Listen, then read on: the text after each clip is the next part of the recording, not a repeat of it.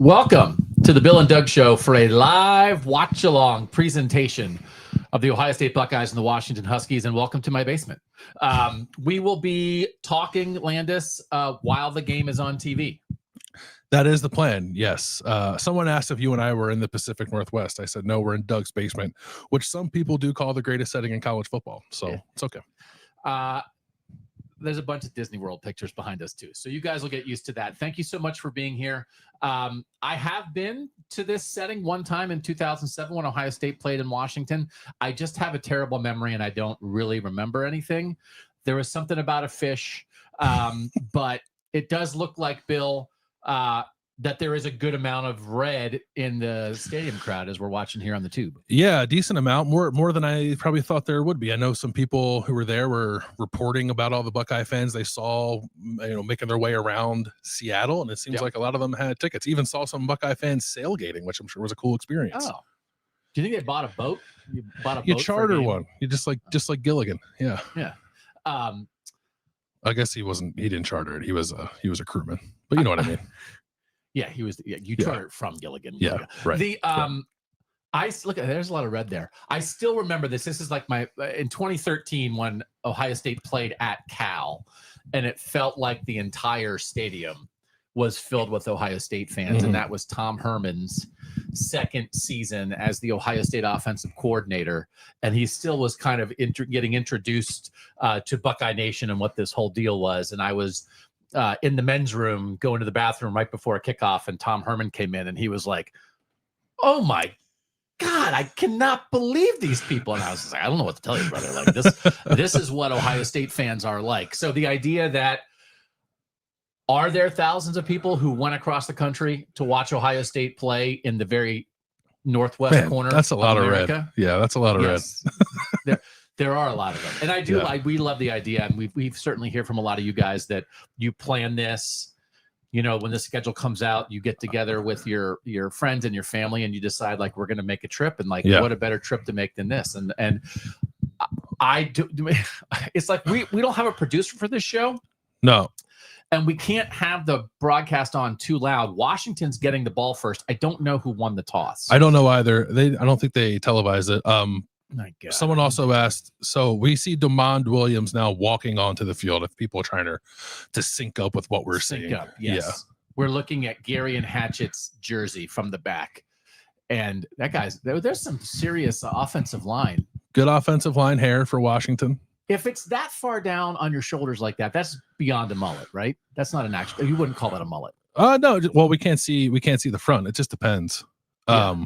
But that's what you want. You want that, or you want what Austin Sareveld has going on. Yeah. The receding hairline. Yeah. Okay. So now I'm curious to see what. Okay. So Coleman's really good. Do you think Jonah Coleman is the best running back in the Big Ten? Yeah, I would give it to him right now. Justice Haynes at Michigan's playing well. We'll see if anyone from Ohio State can get going to put himself in that conversation. I think maybe the workload will be shared a little too much for that to be the case. Darius Taylor at Minnesota is very good. He didn't play today.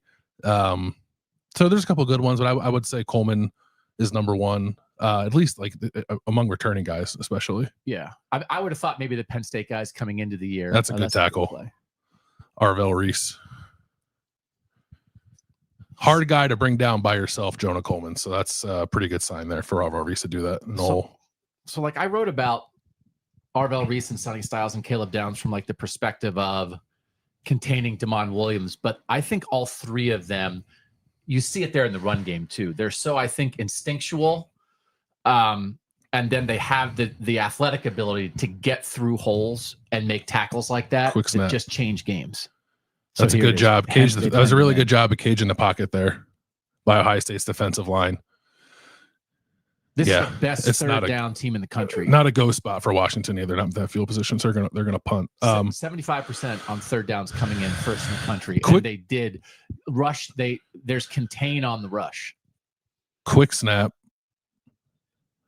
Yeah, that's a good job by Tywone Malone to keep that edge. That's what watching the Apple Cup against Washington State, and it was noted in the broadcast Washington State never had an edge on its defense. So that was an excellent job there by Ohio State. That guy just punted it sideways. Yep.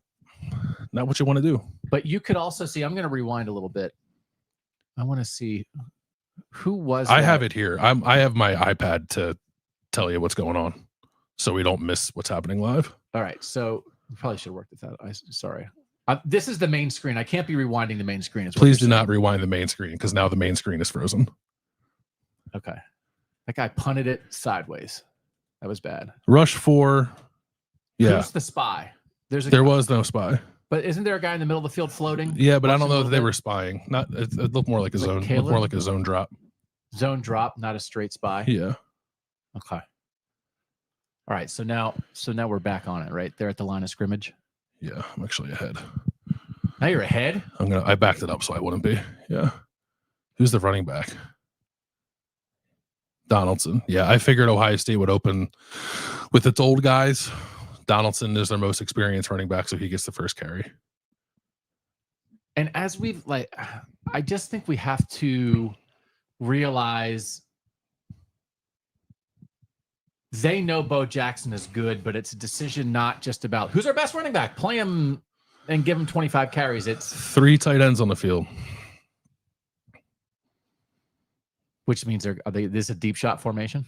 Look at Jeremiah in the slot out. Yeah. They do that. They did that a lot against Texas. They would be in 13 personnel or even 12 personnel, but they would have basically Will Kasmerick playing receiver, and they would motion him outside of Jeremiah Smith to make him the number 1 receiver. You make Jeremiah Smith number 2, and you get a favorable matchup if teams kind of bump their coverage accordingly. It remains a remarkable thing, I think, of Ohio State football, the number of times where they just feel like they get free yards, and you just watch other teams and you seldom see that. And it's like, oh, it's second and whatever there. And what happens? Like, oh, just like a free 9-yard out. You have to respect that's when you have a bunch of aliens at receiver. Good block. A really good block by Max Clare. I thought his run blocking against Texas was really bad. But it's been pretty good since then.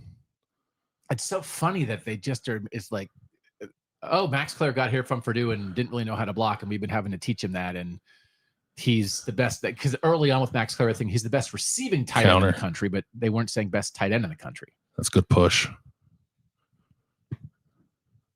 So this is like, if you are trying to diagram, like, what does it look like if it gets away from Washington? It's hemmed in Damon Williams Jr. on 3rd down, punt, and now Ohio State's getting a push in the run game and just going down the field. Yeah, I mean, Jed Fish is really good scripter. It's not dissimilar from the Steve Sarkisian conversation. So to limit that opening script for Washington and now to get the run game going that's an ideal start for Ohio State. Pistol means run. That's good. Good cut. That's good. That's a good sign from CJ Donaldson because I don't know that I've seen him do that a whole lot. Decisive cut. Just just not running the contact. Yeah. All their running backs have looked a little better on like these mid zone and outside zone runs. Look at Carnell Tate just out there fighting on the edge. He's a really good blocker. He's an excellent blocker.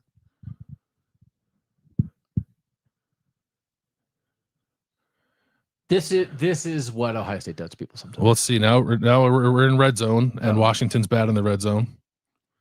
And Ohio State can't. This is not a game where you settle for field goals, obviously. Who's that? There's Bo. Short side.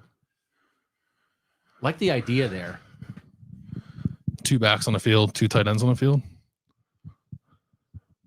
They got guys out in front blocking. I like the idea of that. Because I think there's the results in the red zone, but there's process too. And I think the thing we've thought is, even against Ohio, I don't think we dislike the process in the red zone. I didn't hate much of it live, but being there in the stadium and then upon rewatching it, there was not a whole lot to quibble with. I don't think. Yeah, I mean, it's boring to say it's more about execution, but truly, I think it was. Yeah, smart play. That did not work. There was kind of nobody there. I think they just probably they guessed wrong on the coverage there, trying to get a rub. Nobody came open.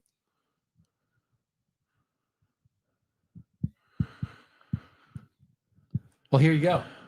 It's like one of those, it's like, we talk about red zone too much. I don't know. Everyone gets obsessed about the red zone. It's like, okay, here we go. It's red zone. Yeah. And he might, don't mind the first down run. You might want to run on second down there. This is I think 3rd and 7 low red zone is tough. Run here. Go for it on 4th. Yeah. They're not running. He can scramble. He's got the angle. Close. He's going to be short. Who's going to like that play? Ryan Day. Be 4th and 1.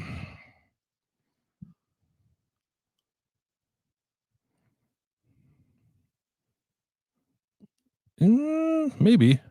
That's close. That's pretty close. That's closer than I thought. That's a good decision. Short. About a yard short. Good decision by Sayin to get out, and then you could scoot a little bit. He's not they gave him the first down. Yeah, they're going to bring that back. Sayin can move a little bit. He's not going to blow anybody away with his speed, but even Ryan Day's talked about Julian Sayin's got sort of like quick twitch in his upper half. I think he's got a little bit in his lower half too. Even the first stalled red zone trip in the Ohio game, I thought he did a nice job of getting outside of the pocket. He just got tripped up, but he was quick to get out of the pocket. The defender made a really nice play, but had Julian Sayin kept his balance, Carnell Tate was wide open in the end zone. And then we're not having this red zone conversation probably. We are certainly not first screening this, but USC did score. Now Illinois is marching to field goal range at the end of the game. Wow. To win this thing against USC. What a banger. Couple of early bangers in the Big Ten. Which is, we've made a lot of like the middle tier of the Big Ten, but like all of this matters. And the bottom line is it matters to Ohio State. Julian Sayin is smiling on the sideline, which I feel like is a good sign. Not that they got to play, but just like he's okay. He's okay. Yeah. He's not like, I can't hear, I want to go home. Yeah. That's close. I don't know.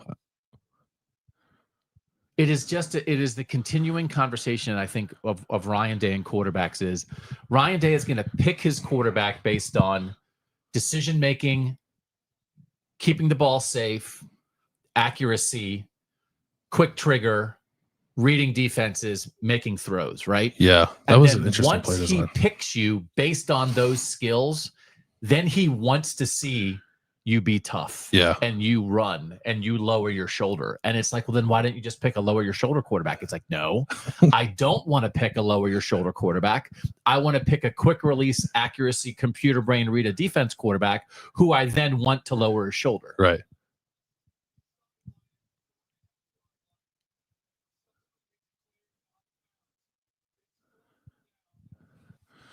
Sometimes when they're like explaining stuff and it's like, we understand that when you go out of bounds, you're declared out of bounds. Yeah. It's like, I don't know what that play design was there because the guys on the left side didn't look like they were running routes. And the guy like Brandon Innes, he might have had a choice route, but he broke it inside and he should have broken it inside.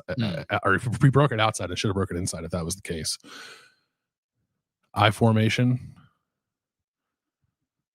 Illinois wins. Field goal, last play of the game. Got it. Good. Oh, we got stood up. Second effort.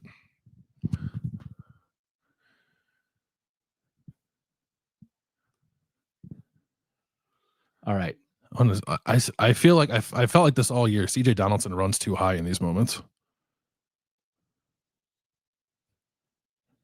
It's a heck of a defensive play, but it looks like it's they're not targeted. Like 83 and 51 are going to the same place. 15, 83 and 51 are all blocking the same person. That has happened a decent amount for Ohio State in the run game this year. Rewind that on your little doodad there. So you think it is Gary Danielson's saying 5 tight ends. It's not actually, that's not actually 5 tight ends, is it? No, it's their 4 tight end, but Nate Roberts is a fullback package. Nate Roberts is a fullback.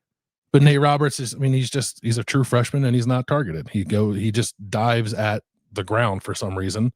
He doesn't go through the hole. There's 2 defenders in the hole. It's just so there's 2 unblocked defenders in the hole. That's more on the execution of the blocks than the back there. I mean, it's both because again, I think CJ Donaldson runs pad levels bad and short yardage.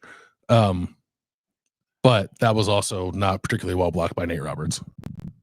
Which is it's one of those things where I think you give credit to a freshman like Nate Roberts for establishing a role for himself as a highly recruited tight end to come in and be the short yardage fullback for the number one team in the country. But this is the trade-off that you make, right? Yeah, not much of a push at the point of attack. It's a good job by Saraville, but I don't know that anybody else on that side did their job. Christian is getting knocked back a little bit. Jelani Thurman's on the ground, or Robertson's on the ground. Yeah, Nate Roberts is on the ground. And every time something like this happens, so is that Ohio State's best play call on 4th and 1? Or is Ryan Day and Brian Hartline, are they trying to establish something by making that their play call on 4th? No, I don't think it's that. Yes, it is. Like you should be able to push a team and get a yard, right? I think it probably is their best 4th and short play. If you can't run the ball on 4th and short, then just go home. So if Ohio State's a team that constantly has to throw in 4th and short, they're going to have problems all year. And no Lincoln, you don't want Lincoln Kienholz in the game on that play? I don't mind Lincoln Kienholz. I don't mind a sneak. I think you can sneak it with Julian or Lincoln. I know why CJ Donaldson has been the guy they go to in short yardage. He has not been good really all year. So I think they need to make a change there. Again, this play is not all him. I think it is primarily the fullback block, as they're pointing out here on the replay. But really, the only guy on that left side that gets any leg drive and moves his guy is Austin Saraville.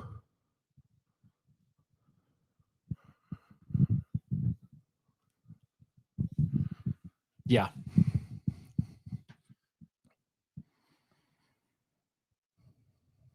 Well, they called a shot from their own end zone. And there's Sonny Styles chasing Damon Williams out of bounds. Yeah. No, they'll call shots. They'll call shots. I'm curious how much called QB run they try here. He's dangerous on. Oh. More snaps for Ohio State doesn't appear to be lined up or down on the ground. Okay, that is actually a sign for Washington that they threw the ball to somebody at the receiver position who's not Denzel Boston. The more damning thing is that's twice now that Washington has snapped the ball before Ohio State was set. Are they trying to do too much? They're just not getting the calls in fast enough. Could noise affect that, do you think? Sure. They have to be signaling. But Washington's getting its play and snapping the ball immediately. There's no build up to the clap. They're lining up and clapping. I mean, they're mixing it, but yeah, maybe they went too fast there. Oh, sideline interference. Interesting.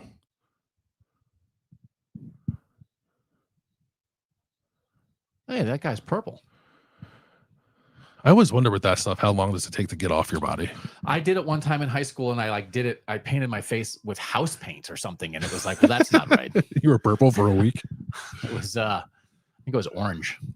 One time I did it, I played the trumpet in high school, and they asked me to play the national anthem on my trumpet at a girls' basketball game, and I painted my face for the women's basketball game, and then they wouldn't let me play the national anthem with my face painted, so I had to unpaint my face, play the national anthem, and then go paint my face again. They want to take shots. So that's a weird play. That would have been a heck of a play by Tywone Malone if he could have made that tackle. Coleman is really hard to tackle. He is a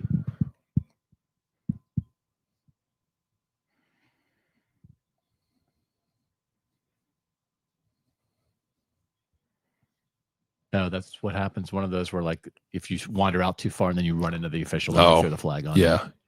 Can't wander. You got to have who's the stay back guy? Stay back coach. The get back coach. Get back coaches. Maybe it's Mike. Short. Maybe it's Mike Brewster. He's on the staff at Washington. Oh yeah, Brew Crew. So that's really good. That's that block QB counter with a running back sweep going the other way.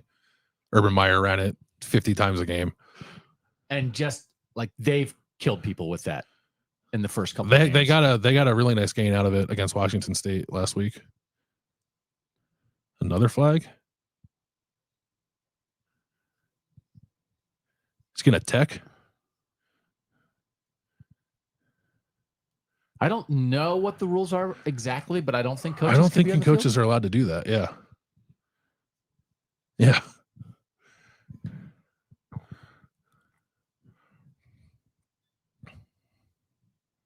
Wow. I want to go back to this play. I do not know how many times you've seen that at home. Tee him up. Oh, he's running on the field to yell at somebody. He touched him. Oh, my. That seems counterproductive. Good Ohio State, some free throws out of that. See how they played that. Hey, it's Big Nut. Kenyatta Jackson took away the sweep. And Caden McDonald took away the QB. Just like good D-line play. What is happening? This is like, it's like Washington's on the road. They're imploding. What's happening? They're on tilt.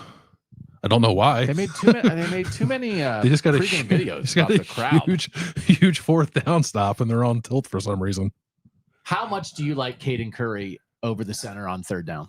Yeah, it's great. I think he just presents a lot of problems with leverage, and he's quick. Like, he's not the biggest guy in the world, but you don't need to be if you can get up under a guy. 3rd and 17. Look how close Caleb is to the line of scrimmage. Great. Wow. Now. So I've been pretty critical of Lorenzo Styles as a guy in man coverage. He's actually a pretty damn good safety. He runs the alley really well. He tackles well. I just kind of think he's playing the wrong position. That the idea of like, is he the guy that you want matched up on a twitchy slot receiver? No, I don't want him matched up on anybody, but I don't mind him playing 10 yards off the ball, reading the play and making a play like that. Yeah. Brandon Ennis back on punt return. So field position has been such a conversation for this. Jed Fish was talking about it this week, how good Washington's field position was a good read. Really good read. Oh, no. Ball's out. He's done. He can't play him. He can't do that anymore. Was it? I mean, the first time all year he makes a good read, he gives the ball up. All we ever say is they just want to catch it. I mean, they don't honestly, that's a little loose. They don't even really, I just don't think they're that concerned about getting great returns. They just want to catch it and get Jeremiah Smith. Yeah, but he's not good at he's not good at that either. So, but that's the ball go over his head. But the times when, you know, it's like, why is KJ Hill the punt return or whatever? It's like, you got to just put a guy back there that no matter what happens, the Ohio State offense is coming on the field at the end of an opposing punt. And so that's even, you know, obviously, I mean, they took Bo Jackson out of the game with trying to reach the ball over the goal line kind of stuff. Like, but you think, who would you put back there? Carnell Tate, probably. So Washington's done this. Washington puts Denzel Boston back on punt return every now and then. Jeremiah Smith is the super bonus, turbocharged when you need it punt returner. He's not you can't put the best player in college football back there to get blown up on a punt return. I don't know. Like, it's a football game, right? I see what people mean when they say that, but like, if he's good at it, do it. Why are you limiting yourself? Put Caleb Downs back there if you think he's good at it. Like, I understand they're really valuable players. Teams put their best players at punt returner all the time if they're good at it. I don't know that you can live in fear of that necessarily, but like Brandon Ennis gives them nothing. I feel like the teams that do that are the teams that they have an exceptional dude and they just want that guy to touch the ball as often as possible, no matter what. Yeah. I don't know but because here's the hard thing. I mean, if you're trying, well, okay, who do you want back there? Like a KJ Hill as the example, right? The KJ Hill wasn't exactly twitchy, but KJ Hill was like a rock solid veteran as a punt returner. Right. If you're trying to think, well, who's the rock solid veteran punt returner on this team that you know is at least going to catch it and hold on to it? It seems like that would be maybe Brandon Ennis. I mean, he's veteran in the sense that he's old. Well, yeah. A junior, but like doesn't have any game experience. So then if you're looking for like who we gonna line up there just to trust? I would say Carnell Tate. Okay. I can see it. But it does make sense that, this is Jeffrey in the chat. Brandon Ennis gives them nothing. Right on, Bill. K-Buck simply can't play Ennis anymore. Eric, yikes, the special teams woes continue. It is a thing we actually have to be we have to ask Ryan Day about, I think, because it just sort of fell through the cracks what exactly their special teams structure is in terms of coaching, because Brian Hartline had a huge part in it last year. It was like the return game was Brian Hartline and Keenan Bailey, but I can't imagine Brian Hartline's doing that now as the play caller.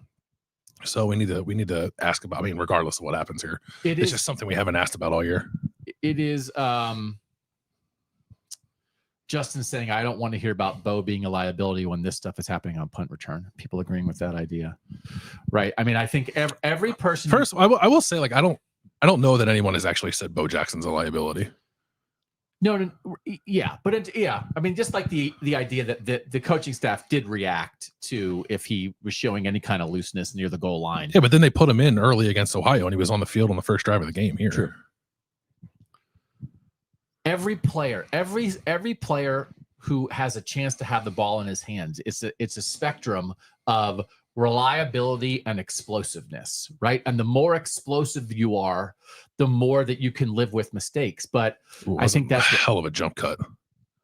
That's you can't do that if you're Jalen McClain. He's been good all year. That was a banana angle. But also, I think he's the best running back in the Big Ten. Like, and Williams will do this at some point as well. The cutting ability of Coleman and Williams is special. Who's the radio guy that's Columbus based that works for Washington? Tony Castricone. Yeah, he was on with Paul Keel. So I was listening to pregame as I was driving over here, and he said the thing about Coleman is like he's such a bowling ball. He's hard to bring down, but open field, he can still make you miss. I think that's kind of a rare combination to be built the way he is, to be as hard as he is to bring down kind of in the hole, but then be able to do that in the open field is next level. So, I mean, this is one of those, and it's just hard. Jason saying it's amazing what a good running back looks like compared to TJ Donaldson, for instance. But good play by Edric Houston. This is just what we're talking about here. And the idea of there are three special guys in the Washington offense with the ball in their hands. And you just saw an example. They're going to make play. Yeah. Ohio State was not going to go through 4 quarters of this game without Washington's 3 really good playmakers doing something. Yeah. But that's a good response from Ohio State on the next down to tackle him in the hole by Edric Houston. I also will say this Adam Muhammad backup running back is a dude. So just be aware of him when they take Coleman out. It's obviously that's a good job. You can see them closing on Williams like that. A little push and pull here, but you could see Downs closing, right? Downs was closing as Williams got to the edge. No, Downs is deep. Who's closing here? Sonny. Right here. Close. Sonny. It's Arvell, actually, I think. Arvell jumped in the throw lane. Okay. Sonny was the guy who was running them down. Yeah. So, but again, I think there's other teams they would have played where he would have taken off there because they don't have guys closing like that. Yeah. But he wants to throw. He does want to throw. He does not. Williams does not lean on another procedure penalty. Running as a crutch. No. He uses it as a weapon. No. Yeah. That's what makes him a little different, I think. 2 false starts on Washington. Do not have that.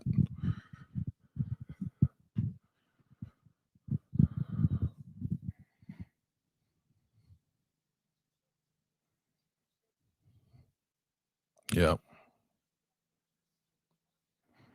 Little stem there from Kenyatta Jackson might have gotten them the penalty.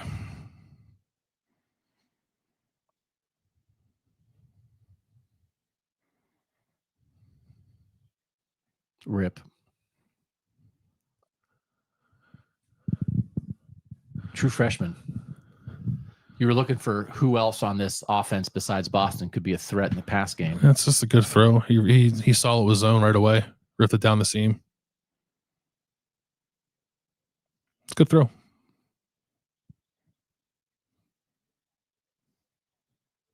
So now this is an opportunity here. It's what we talked about of Washington taking the ball first. You get Julian Sayin coming on the field down, and now it looks like it. Yeah, I mean, I think at this point in the game, they've only been on the field for 1 drive, but there was nothing that made me think Sayin wasn't seeing things or feeling things the right way. Yeah. I guess they ran the ball mostly. We'll see, but you just can't it's just, I mean, for a young quarterback, to feel like, okay, we got to score here now, and I've got to do things I maybe wouldn't otherwise do. It's a good call. You think Jed Fish is a pretty good play caller? Yes. Yeah. He a really good designer. Yeah. Yeah. Also, goal line defense, kind of a thing for Ohio State. No red zone touchdowns allowed this year. Caden Curry. That's your guy. Suplex.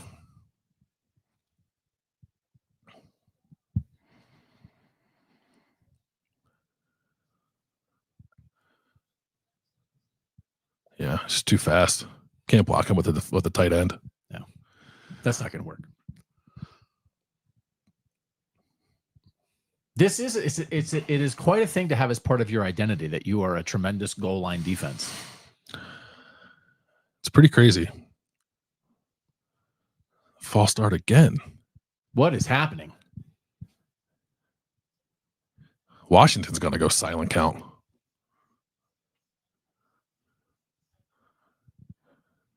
They've got to tell their own crowd to be quiet. And again, they have I think the true freshman started at left guard. That's the right guard. But that's Gary and Hatchett. Yeah. Who transferred out and transferred back. Like, he's been around. I think it's just like, they're not, I think it's more them just being worried about the get off of the Ohio State defensive line. Yep. Oh my. That's Caden Curry. He is really good, man. He's living in the backfield. Kenyatta Jackson, that's good to see. All right, man. Was that a fast first quarter or what? Yeah, kind of what I figured. We'll see what transpires, but I thought it'd be I thought it would go by fast because both teams are not going to be playing super fast. And they got a live dog mascot. Yeah. Thomas, I think we'll move the ball on them, but yeah, not a great start. There's nothing. They moved the ball. Ohio State averaged 5 yards per play on its opening drive, mostly because it got the stop for no gain on the fourth down play. But yeah, Washington's at 7.3 yards per play, which you don't love. Ohio State's at 5 yards per play. Well, Ohio State's only had the ball once. How many Jeremiah Smith targets? 1 for 6 yards. Okay. Julian Sayin has thrown 2 passes. He threw a 6-yard pass to Jeremiah Smith, and he threw a ball out of the back of the end zone. Right. So and they did so that, but that was, that felt purposeful, right? That they want to come out and establish something in the run game, and they did. And they didn't even really use Bo Jackson that much. The Bo Jackson got 1 carry. I think I saw some people in the Substack chat saying throw the ball more. Like, I agree. I don't come out and hashtag establish it is fine, but they probably ran it too much there. So it was 9 total plays and I guess 3 called passes because there was the 2 attempts and the 1 scramble from Sayin. So 6-3 in favor of the run on the opening drive. Alex says Gary Danielson is already calling Julian Sayin Jalen Sayin. That we're here again. We're in the Jalen world. Everybody on Ohio State is named Jalen. It's a very popular name. I get it. Damon Williams Jr., 6-7, 77 yards. Jonah Coleman, 6 carries, 40 yards, 34 of them on 1 carry. Denzel Boston, 1 target, 1 catch, 17 yards. Yeah. And they have not, they've bottled up Williams in the called run game a little bit, but they have not gone to that a ton. But I think, you clearly see the discussions that everybody was having about the Washington offense that showed up in the first quarter. This has been surface level Ohio State offense so far. They want to come out and establish a run. Yeah. We haven't seen much of Bo Jackson. They didn't come close to taking a shot at all, and they marched right down the field. But it is, and it goes back, we wind up talking about red zone a lot. They march right down the field and they don't have any points because. Yeah. But I thought too, we said we didn't mind the red zone plan. I don't know that I loved the 2nd and 7 pass there that just made it 3rd and 7 and it's hard to convert and Sayin scrambled on that play. But they opened up run for 4, pass for 6, run for 10, run for 5, run for 11, run for 3, incomplete on 2nd and 7 from the 11. Sayin scrambled just short of the sticks and they don't convert 4th and 1. So, if you're getting 4-10, 5-11. I understand wanting to stick with the run, but so we don't even know really how Ohio State wants to attack this passing defense because they didn't try it on the opening drive. Jason T saying, is it a lack of pressure or just trying to maintain rush lanes? Yeah, you can't really rush this guy. You will rush this guy into a big play. You will rush this guy into a 23-yard. I think the pass rush has been fine. I thought it was He scrambled and made a throw to Denzel Boston, and he recognized zone coverage pretty quickly on the ball down the seam. It's like I don't know that anything's particularly alarming about what I've seen from Ohio State's defense right now because the other team has good players. I mean, and you're still waiting for, like we talked about, Carver Willis, the left tackle for Washington, and the Washington State game gave up a sack on the first play of the game because he just got beat. There's an opportunity here for Ohio State guys to win one-on-one, but you don't want to blitz this guy. You don't want to overrush this guy. Yeah. 3-man rush on third down, cage the pocket. This is the right. And there's Arvell. Yeah, there's Arvell Reese waiting to spy. That's how you draw it up if you're Ohio State. And the Washington will kick this field goal. They're not going to go for it down a distance. That's a win. That's a huge win for Ohio State's defense. Short change, huge momentum play to fumble a punt return, and then you bow up. And Arvell fake rush and then wait. Yeah. And Sonny, I guess, is Sonny covering the back? Yeah, Sonny's in man coverage. But Arvell, that's pure spy. Caleb Downs was there too, hanging out in the middle. Yeah, that's Washington's not feeling great about what just happened. And that's their magic pixie dust. I do think Fish is a good enough play caller that he can dial some stuff up. And we've talked about those guys. Boston can get open. Coleman can break tackles.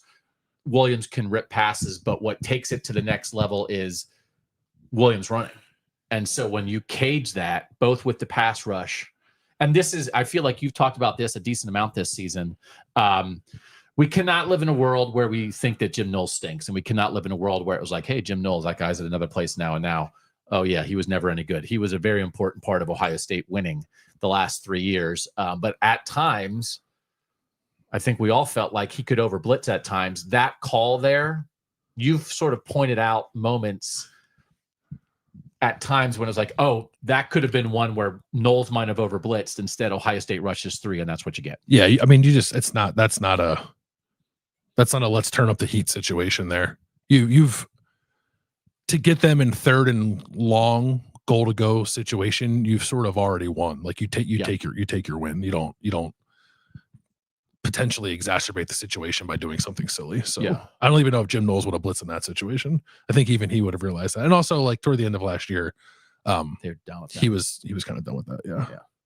So but they're gonna move the ball. This is interesting. Like here, we have two offenses that have moved the ball sort of without much problem, and we're in a 3-0 game. Yeah, I don't know. I mean, so this Washington's first drive was 3 plays, 8 yards. The second drive was 5 plays, 6 yards, and then it got into a sudden change situation, and then moved the ball. So like they moved it. Yeah, taking everything into context. I'm not coming away from that possession alarmed by anything. We'll see what happens.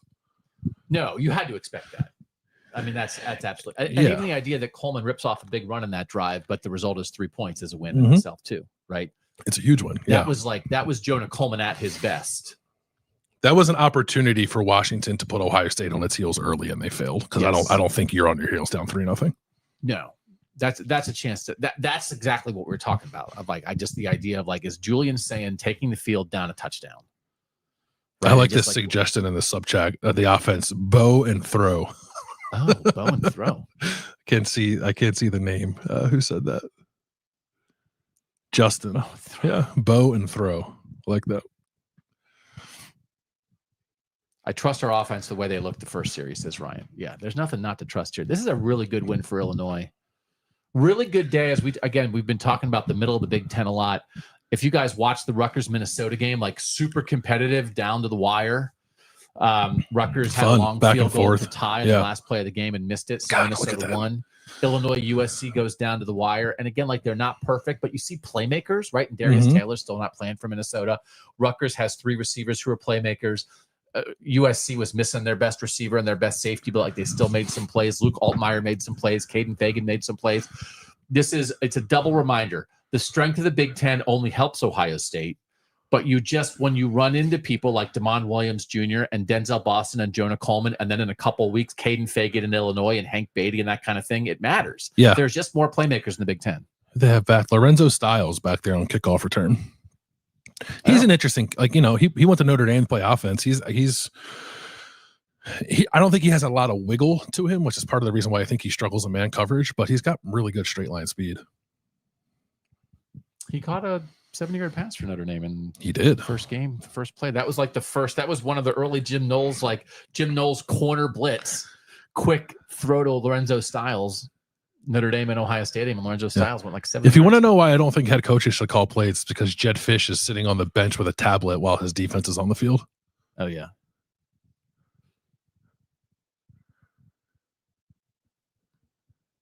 Bo Jackson.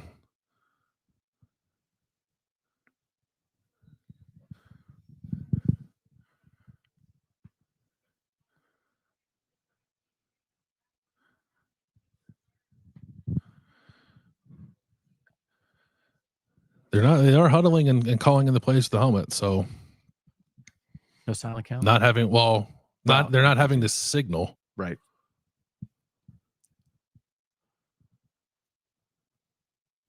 Actually didn't clock who was doing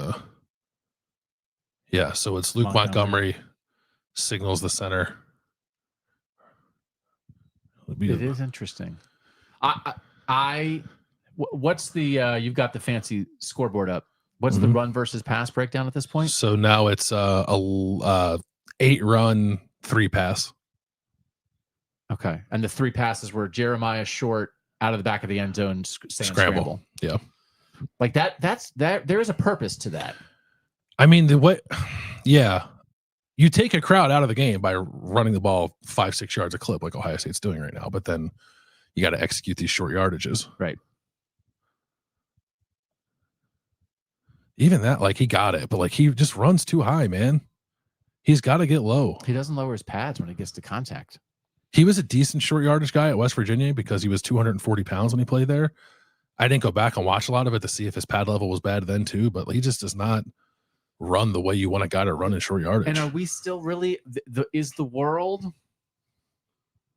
like Jackson on first and second down, Donaldson as your short yardage back? Like why can't you keep Jackson in on 3rd and 1?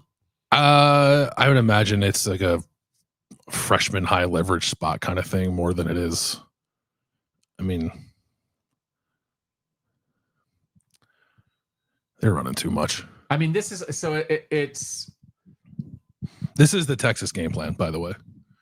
So this is, but they're going to run something. The Rams were doing this last week where Carnell Tate was like a C gap insert blocking. They're going to call play action pass and he's going to run a route off that. Okay. But again, in a world where Tacario Davis isn't dressed and they're down another corner. They're putting no pressure on Tacario Davis's replacement, which is kind of shocking. They're going to pass here. 5th best corner is on the field. It's part of this.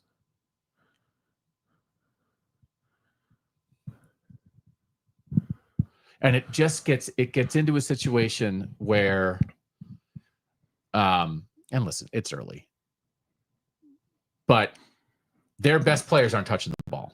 It's early, but we know, this is. I know that there was a little bit of fear of what exactly this game plan was going to be, and here it is. And I don't even know.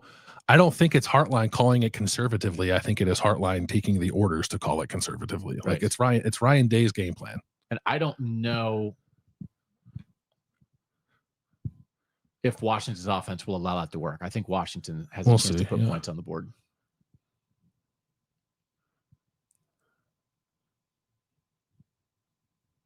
It bounced. Did that bounce? Yeah. Sayin maybe could have ran that there. But that's you can't. That's what happens when you run too much. You get yourself into obvious passing situations. That's a good, I guess he won the round for it. Maybe a little better throw there, but you do obviously would like a better throw there, but you also don't want to willfully put yourself in 3rd and 6. Jeremiah Smith was double covered. Yeah. So this is just you get in games like this, and it's always odd to me when you aren't letting your best players have a great influence on it, right? That I felt like the Michigan game last year is like Ohio State kept creating situations to allow Michigan's best players at defensive tackle to control that game. That's not, Ohio State shouldn't be trying to win the Michigan game with their interior offensive line, right, against Mason Graham and Kenneth Grant. And so now a situation here where it's early, there's plenty of time, but Carnell Tate hasn't touched the ball. Jeremiah Smith touched it once. Carnell Tate does not have a target, and Jeremiah Smith has one target. Yeah. And I don't know if it's Rusty says, well, guys, I think it's about time to fire everyone, storm the shoe, and burn Columbus to the ground. So the thing here that I think is just, I mean, this is, I think a lot of this is in the realm of normal, right? You're on the road with the young quarterback, and I understand this, but now you've punted back to Washington with an offense that can move the ball. And as you pointed out, the first 2 drives they didn't. But it will be very interesting if the next time Julian Sayin touches the ball, he's down 10-0. Yeah, I mean, I thought the Texas game, I got it, but after that, it was time to throw the training wheels in the trash, and clearly they don't want to do that. And again, like I see Hartline's name popping up a lot in the chat. It's Ryan Day. Ryan Day sets the agenda. Brian Hartline calls the plays. There's a package. They are all week. They are talking about what do they think is going to work. They practice the things that they think have the best chance to be the plays to work against the opponent. They throw out what doesn't work in practice. They don't run things on Saturday that they don't work on during the week. So there's always, it's the same playbook, but it's what you choose to work on and focus on during a week. And now every now and then, you know, and you'll hear guys talk about like, oh, we've been working on that play for 9 weeks and we've never run it, right? But you've got to at least try it a little bit in practice. You're not going to pull stuff out that they worked on August 10th, but didn't run this week in practice and try it in Husky Stadium. Yeah. So they must have liked some things in the Washington's run defense is bad. It's not a good run defense. I get wanting to run the ball. I think they're doing it a little too much, but also to the point, like, there was a receiver open to complete a pass to, and Julian Sayin threw the ball in the dirt. So it's not like not every play is going to be perfect. Sometimes your quarterback has to make a play, and he made a bad throw there. Yeah. Other than if he didn't, Ohio State's still on the field right now. It's interesting. I mean, I do think the scramble, but you can't go 2 drives without Carnell Tate having the ball come his way, and with Jeremiah Smith having the ball come his way once. Right. I wonder, like, the scramble was good. I think the scramble was like, okay, that's a Julian Sayin step in the progress. Sure. Right. Yeah. That was not, because that is a throw. And again, not everything. I mean, there are things that Julian Sayin does better than Demond Williams Jr. Demond Williams Jr. just comfortable out of the pocket makes that throw probably. Yeah, I want to get eyeballs on it again to see if Innes should have sat down there or not. But also, this is one of those where I'm saying, okay, well, what if the next time Julian Sayin touches the ball, he's down 10-0? Ohio State also believes in its defense. Indiana 7, Iowa 3.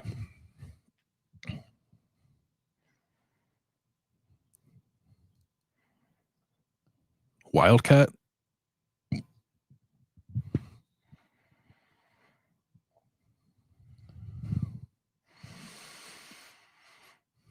So Ohio State, 15 plays, 10 called runs. Okay.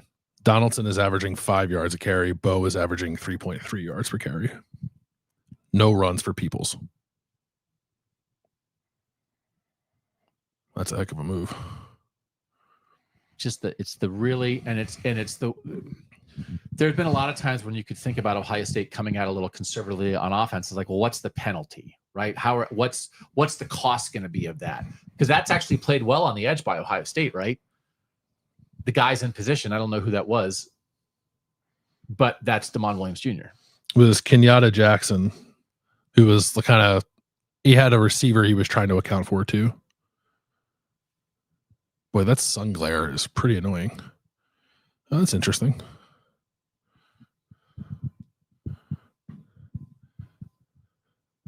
So they're working this true freshman receiver a little bit. Handed the ball off to him. It's a pretty sweet jacket Brock Heward's got on. Did Brock Hewitt retire from broadcasting?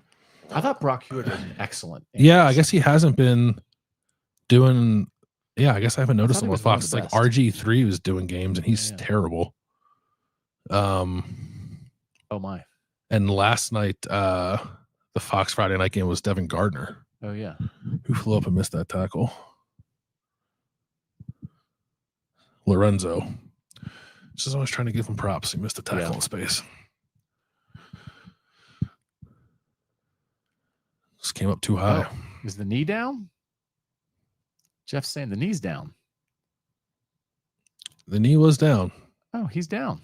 Great That's a tackle. rule. Great tackle by Lorenzo Styles. Another play. Just making plays. Doubter. You doubter. Look at you. You attack a guy up high so he drops down to a knee. Yeah. It's a smart football. That's not allowed. Look at that. That's pretty knee-ish too. That wasn't like a scrape of the knee. He put all his body. It was a genuflect. Yeah, full on genuflect. 3rd and 2. Where are they? How about this? Justin Birch. I should just say Justin B. I'm trying to stay positive and optimistic, but these game plans are making Keegan Bradley's captaincy look genius. How are the Yanks doing? I know the morning again didn't go great. Smoked again. Yeah, Scotty Scheffler is the best golfer in the world, except when he's playing for his country. Wasn't Tiger also bad in the 4-ball and the foursome stuff? A lot of pressure to play for your country. Yeah. This is Imagine if Ohio State was playing Europe right now. It's a lot of pressure. They'll go for this. Good open field tackle. It was a good tackle, but they called that play now when they had 2 plays. Yeah. Design quarterback run here, maybe.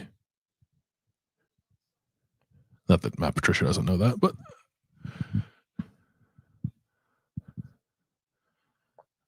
Caleb Downs. Read it. Do you want to? Would you let Williams read it? Zone read with Coleman, or you want to just call it QB power? I'd probably read it. Give the defense something to think about. That's tough. That's predictable. That's it. And again, it's just as good as this Ohio State defense is. That is a 1-2 combo. They did a good job of getting downfield on Arvell Reese. Muhammad. They did a nice job to get downfield on Arvell.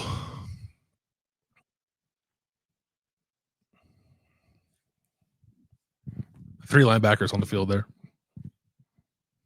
Preseason, what was your predicted record for Ohio State? Preseason. I said they'd have 1 loss. And whose did you say they were going to lose to? I said they were going to lose this game because Illinois was sort of the trendy pick, and obviously there's a Michigan game. But I thought this was probably the trickiest game on their schedule. But then I also picked them to win when we did our game picks. I picked Washington to cover, but this game was flying by.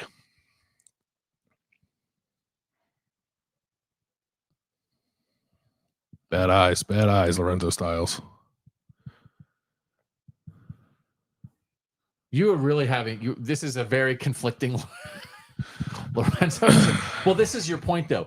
The things he does well, he does well. The things he doesn't do as well, he doesn't do as well. But they wind up putting him in situations where he's asked to do the things he doesn't do as well. He's going to be the guy that defenses try to attack because their corners and linebackers are awesome. But the idea of, do you think by the middle of the year, Ohio State would be a better coverage defense if Devin Sanchez is outside and Jermaine Matthews is in the slot? Yeah, possibly. It's a lot to ask of a true freshman, but yeah. I also wonder then if teams get that look if they run on you. Yeah. Well, the reason I like Jermaine Matthews. That's well played. I like Jermaine Matthews as a nickel because he tackles well for a corner. Same idea as Davis Nigbenosin. He tackles really well for a corner too. Yeah. This is just like one of those things where, we're talking about pass rushing, this kind of thing. This is perfectly played again by Kenyatta Jackson. Got to be patient. Yeah. Wait. Yeah, that's really good. And that's why you don't rush too far up the field against these guys because he'll run right by you. But if you get him to hesitate like you just did there, you put him back. CJ Hicks. It's good interior rush by Hicks.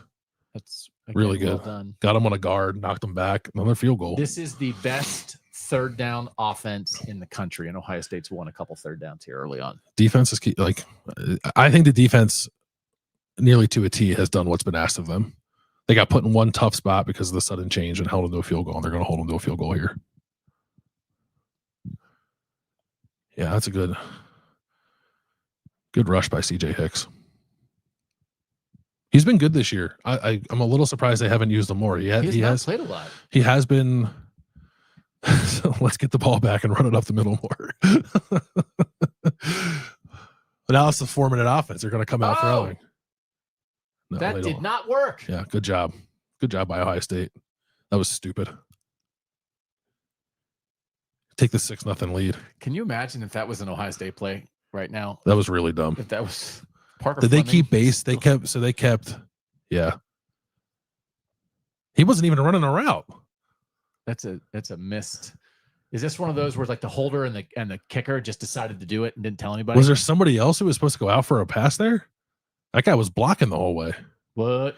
They're lucky that they didn't get picked off and run back. That's kind of a momentum killer. I think you come out and throw a bomb to Jeremiah Smith. Yeah. How? Yeah.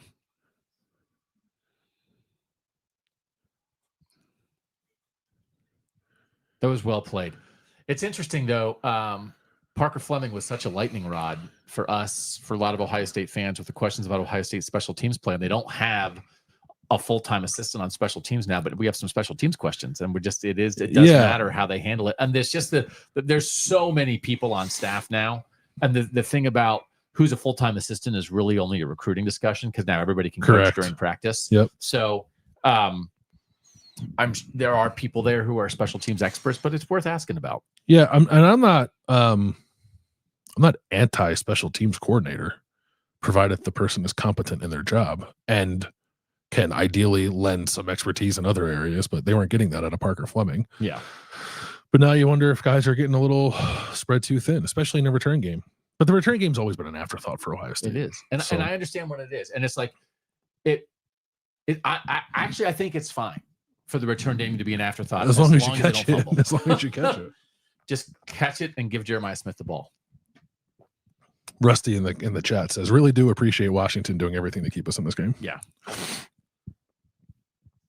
This game feels like one of those midseason losses when Ohio State just didn't get in sync at any point. So, I mean, really, that is one of the things. The Oregon loss would be the only thing that comes close to it. But like Ryan Day hasn't had a game like this, hasn't had a loss like this. So, I mean, the 2021 Oregon loss was. So that was also, I mean, actually, that actually would have a lot in common with it. This team is better, and it's on the road. But it's a young quarterback that CJ Stroud threw for a gazillion yards in that game, and lost the defense lost that game. But there's also 4:39 left in the second quarter, and Ohio State's about to have its third possession. So take that into consideration too. But this is like, I don't think, and it's one of these things where we've talked so much about the line and just, again, the respect for Washington, and what we thought was deserved to a large degree.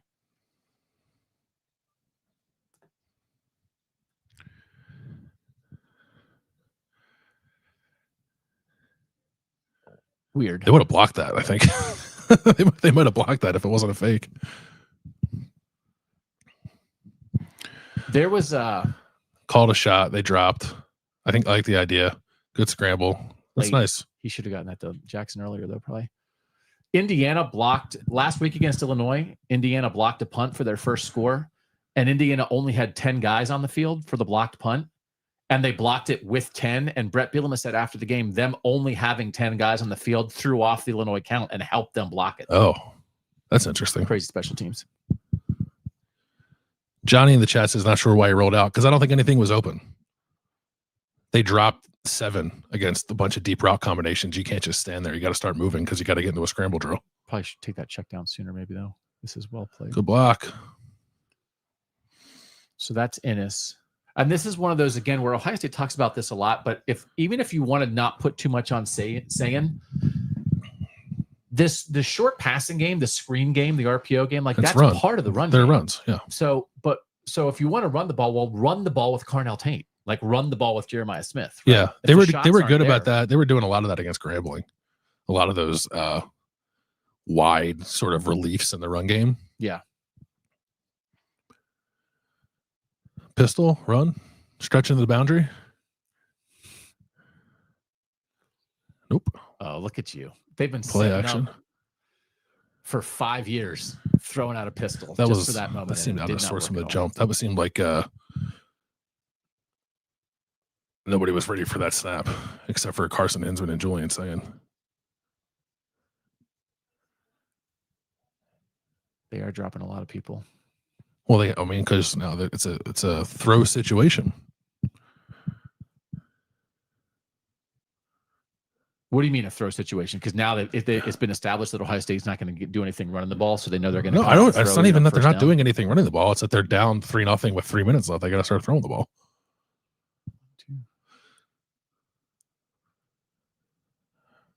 Yeah, 3 yards. Like we were saying earlier, it's like Ohio State just still seems to be the king of the free money out, and then when they're not throwing it, it's like, why don't you just take that whenever you want to?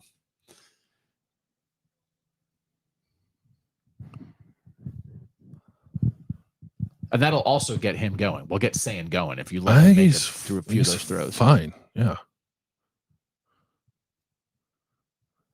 I thought he was late on the check down to Jackson. I'd have to watch it again. It's a lot of Brandon Ennis, which you called.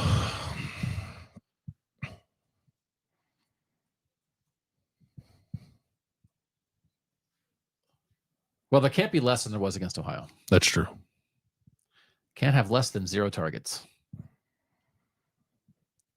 Jeffrey, why all the targets for Ennis after the fumble? He's their starting slot receiver. They're not going to bench him. Not mid-game. They would have to make if they make an evaluation at some point in the season, it's not their best way to win, but that's strong. That's all anybody wants from Ohio State running backs, right? I would love to see it. I would love to see it from CJ Donaldson. 3 extra yards running through a tackle. There's a hole. He hits it. 3 extra 2-minute yards. Warning. Yep. Almost stayed up. And so this, I think, is the ongoing. And again, I think the discussion is not play Bo Jackson. He's the only guy that plays. But I think the discussion is. By the way, James Peoples does not have a carry still. Yeah. He's got a reception, but no carries. So you play Bo Jackson when you need to play him. I don't think I think maybe that's the point we've reached. Guess what? They're down 3. They haven't scored. The first half is ticking away. Mm-hmm. They need points, and Bo Jackson's in the game. Yeah. So they are thinking about what it means to get Bo Jackson to January, but they need him right now. And so when this is a need points drive, and the running back is Bo Jackson. Yep. And now maybe still we'll see if they come up with a short yardage or a goal line situation. Do they put CJ Donaldson in? They absolutely will. But I think we are clearly into it's a 2-back situation at the very least with Donaldson. I don't Jackson. know. I don't know if Peoples got dinged up or something. I don't know that I want to say that, because the last game it was a 2-back situation with Peoples and Jackson and not Donaldson. So I don't want to take that too far. I'll take it too far right now, Bill. Donaldson's playing fine, I guess, that 1 short yardage play notwithstanding, but I think Peoples has been probably better the last 2 games. But like we just saw what Bo Jackson did in the hole running through that guy, right? Mm-hmm. And that was a secondary guy. It was a safety. Yeah. It wasn't the same as a linebacker. But won't that work? And like, why wouldn't you use that in short yardage?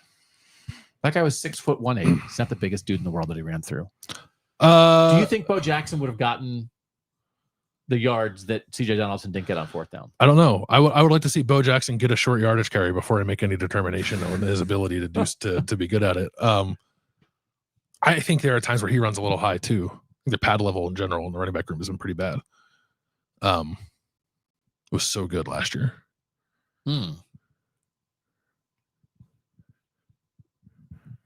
It is a nice shot. Not a sound. It's a lake. It's a lake. Lake Washington. 5 yards per play for Ohio State, 5.9 for Washington. It is quite a thing. It really does. I don't know if people talk about this enough. Man, turnovers really matter. They can be a killer. You'd prefer not to do it. But especially in a game of long drives, you give away a punt, and it's just like. What are they? Oh, they're showing the defensive guy got hurt. Durfee's injured. That's not good for Washington. He's their best pass rusher. He had 11 pressures against Washington State. 11 QB hurries this season, all in one game. It's wearing a C too. Ohio State could middle eight this. Oh, look at you. You got to get a message to Ryan Day. There's a middle eight opportunity here.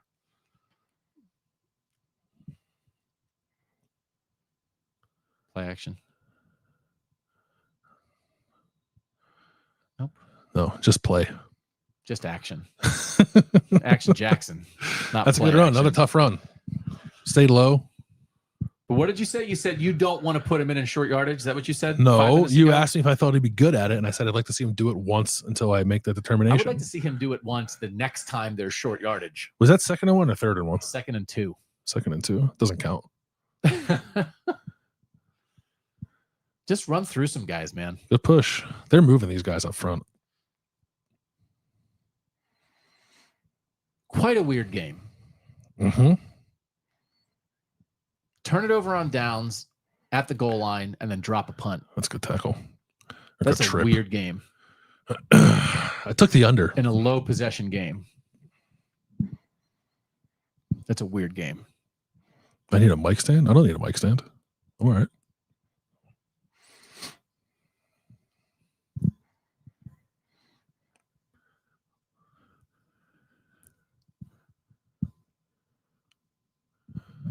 Who called timeout? 1:20 left.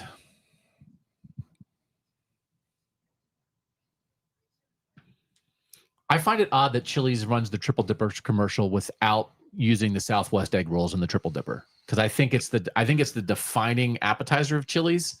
And to be like, hey, we have a slider. Hey, we have chicken fingers dipped in stuff. Hey, we have mozzarella sticks. Like everybody has those. Why don't you do the thing that is your specialty? Washington called timeout. I don't know if they said that on TV. This offense with the 3 tight ends makes me think Day told the team, let's try and win like Iowa this year. Try to win like Iowa.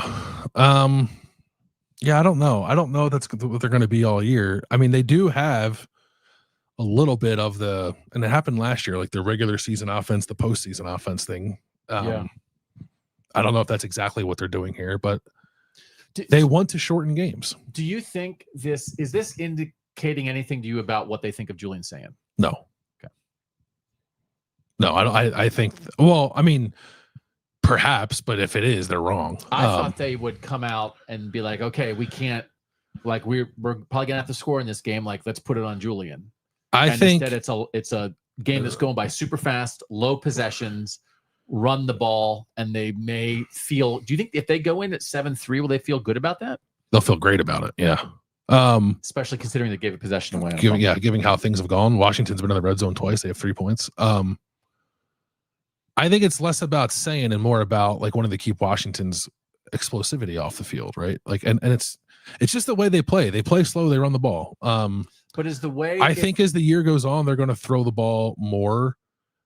I'm not surprised that in Julian Sayin's first career start they ran it more, and I'm not surprised in Julian Sayin's first road start they're running the ball more. I don't agree with it, but I'm not surprised they're doing it. Do we think? But is the way to keep Washington's explosiveness off the field to not use your own explosiveness? Yeah. Okay. You want to hold on to the ball. Try to anyway. How many targets does Carnell Tate have? 0. Okay. I'm not saying it's right. No, you are saying it's right. You're saying they're doing a great job of keeping the ball out of Devon Williams' I would hands. like to see them throw the ball to Carnell Tate. Carnell Tate blocking his butt off. And we know, and this is the continuing conversation of like, we understand they're going to drop coverage and play safety. There's trade-offs to these things. For sure. We understand. I mean, that's the reality. And I think that is often for Ohio State fans and for me and for a lot of us is like, you have these guys and it's like, oh, you hung a safety over Jeremiah Smith. Well, I guess we can't throw him the ball for the whole half. Right. That's the frustrating part. There are other ways to get him the ball. Yes. Stretch into the boundary. 2nd and 8. Tigger Shabola. So now you're setting up. It's field. They're going to play for a field goal, which is insane. Is that the right call on 2nd and 8? No, Washington's burning its timeouts. I don't know about that call on 2nd and 8. What about like the red zone call where they flipped it to Jeremiah Smith for the 17-yard touchdown run? Like some red zone ingenuity. I mean, I just think they're averaging 5 yards a carry. Like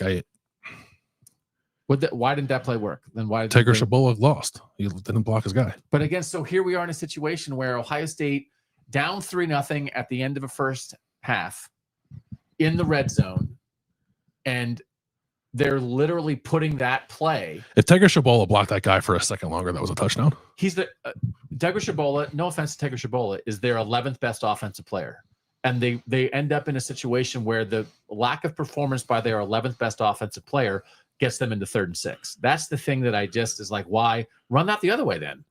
Yeah.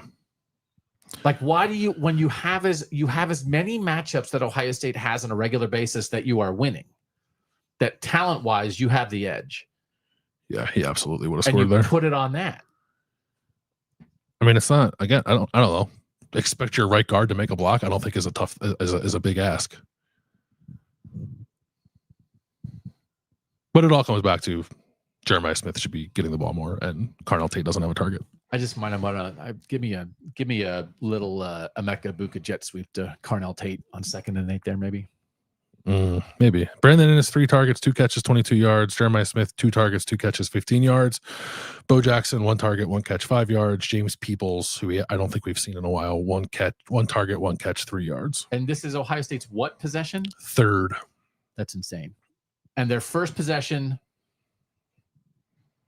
marched right down the field and got stopped. First possession, excuse me, was 9 plays, 45 yards, 6 plays, 15 yards, and now they're in a 9 plays, 60-yard drive. So this is the thing that is, I mean, it is, man, it is interesting covering this team, is it not? Because it's, and I don't want to just always say the same thing, but it's like the same things keep happening sometimes. Okay, the red zone conversation continues. We understand any frustration from Ohio State fans with something like this. We're a little bit frustrated watching this. But there remains that they could come out in the 3rd quarter on the first possession, and Bo Jackson could run for 65 yards.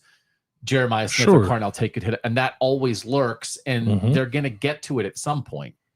And I think sometimes they live in the world knowing that's there. The thing that I also is the tough part of getting in a close game in a situation like this, that also exists for Washington. And if you play with your food too much with a team that has game breakers like Washington does, you also leave yourself open to, oh my gosh, Denzel Boston just caught a 71-yard touchdown, and now the game is flipped. Usually when Ohio State plays a game like this, they're the only team with game flippers. Yeah. But Washington has game flippers. Empty.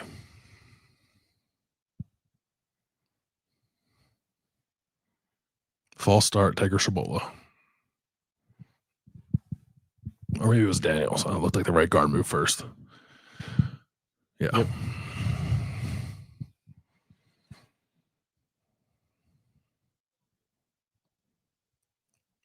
First O-line penalty. I don't like, why is he? I don't even know why he's moving. They're on a silent count. And there's nobody over him. Run it and kick it. Run it and kick it. The chat's going to explode. Run it and kick it. Are you suggesting what will happen or what should happen? What will happen? Okay. Run it and kick it. The chat. Everyone's going to unsubscribe from Substack if they run it and kick it. No, they're going to throw. Hey, look, it's Jeremiah Smith. What happened there? It's just good ball. It's weird. It's weird when you run plays where Jeremiah Smith doesn't have to run 35 yards down the field for you to get on the ball. That was well called because it's practically like they let the rush come a little bit. It's right? a little bit of, yeah. They also like middle. Ryan Walters. They brought it. Get your head out of your butt. Who is? Can you? We gotta get you a telestrator. Who's supposed to cover Jeremiah Smith here? Are they in man or zone? What is this? They're in blitz. They're in blitz. How many did they bring? 1, 2, 3, 4, 5, 6, 7 on the line. All 7. They brought. They dropped one. They dropped one lineman, and they just like played zone. They played like a picket fence kind of thing, and Jeremiah Smith just ran shallow of all of them. That's good scouting. Maybe they anticipated that, but that's some of the stuff that I saw in the Apple Cup, like I couldn't believe they blitzed in some of the spots they blitzed in, and like that, I can't believe they blitzed there. But good job, Ohio State, making them pay. That is well called. That again, sometimes, right? You get the exact look that you're expecting against that. That's the exact right call against that defensive look. Based off their knowledge of Walters and what they've seen on film, they expect him to bring a ton there. They don't even try to block it. Yep. And then Sayin hangs in enough. And I think that's one of those. Will Howard was so good at that. Hang in, let the play develop long enough to make a play. It didn't have to take forever to develop because it's a short route. Right. But Sayin has to hang in a little bit there. Well done by him. Well done by Hartline. Well done by Day. And you create a situation there. And then again, this is what would drive Ohio State fans nuts with Knowles. It's like, it's unnecessary.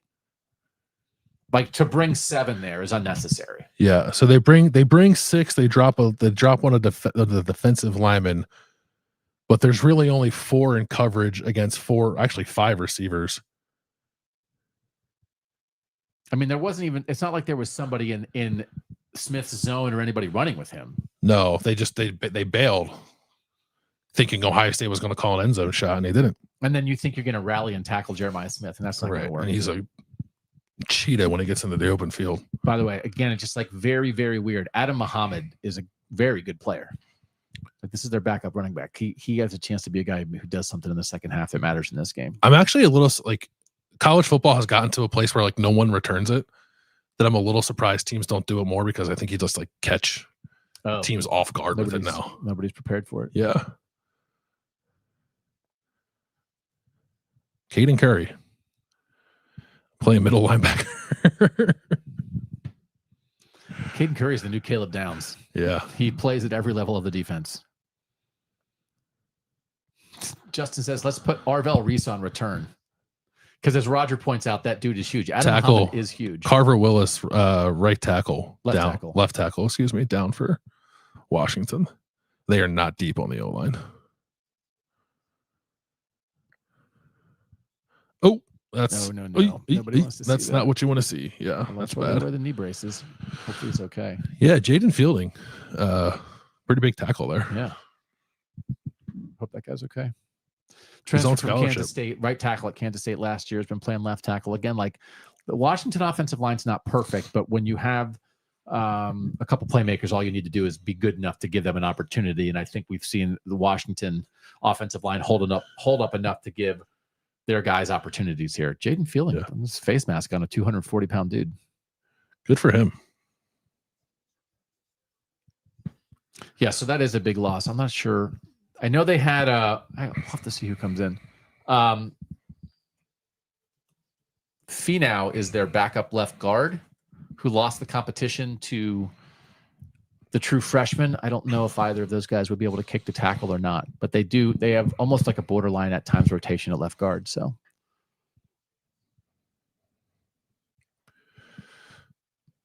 CJ Hicks out there again. God. Just blew up a screen. What's happening? He's so good. Caden Curry is an animal. He's too fast for you to get your screenplay off. Wow. They're going to kneel it now. Yeah. That's a big deal because this is certainly Ohio State's got timeouts left. They can't kneel it. But they're letting them go. I guess you don't want them. I think this is all right. Yeah, I don't want them to punt it and then you drop it inside your 10. Yeah. They have to run a play. With the lead, but with the lead, you don't have to get too, because you could call timeout there and all of a sudden then Washington converts a 3rd and 17. Right. And now they're trying to kick a field goal. Yeah. So I think everybody's happy with this result, 7-3 going to the half for Ohio State. I think Ohio State is ecstatic to be up 7-3 at the half, getting the ball back. Yeah. In a 3-possession half where 2 of the 3 offensive possessions were they moved the ball borderline at will. Caden Curry, first half, 6 tackles, which is a lot for a defensive lineman in a game, 3 tackles for loss. He is their best defensive lineman, and it's not particularly close. Caden McDonald's good, but Caden McDonald has 4 tackles in a TFL.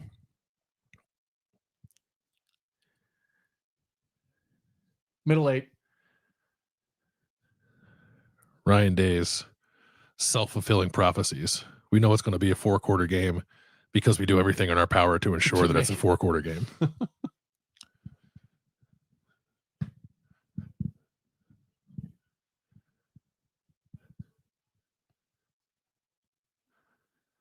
Okay.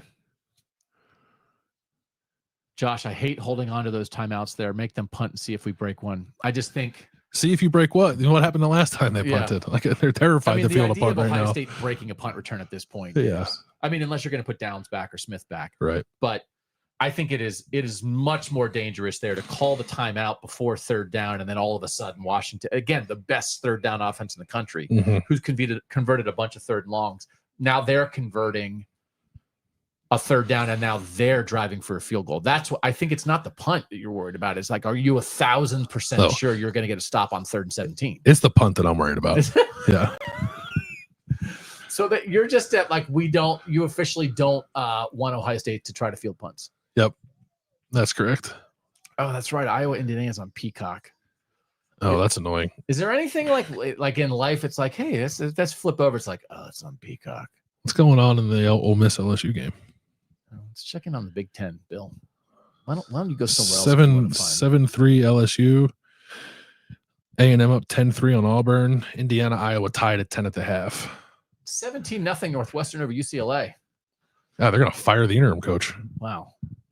Has that ever happened before? I don't know. Can you fire your NIL quarterback? UCLA is going to make history by firing its interim coach. Mississippi State beating Tennessee 13-10. Oh, wow. Someone on game day called that. Mississippi State? Yeah.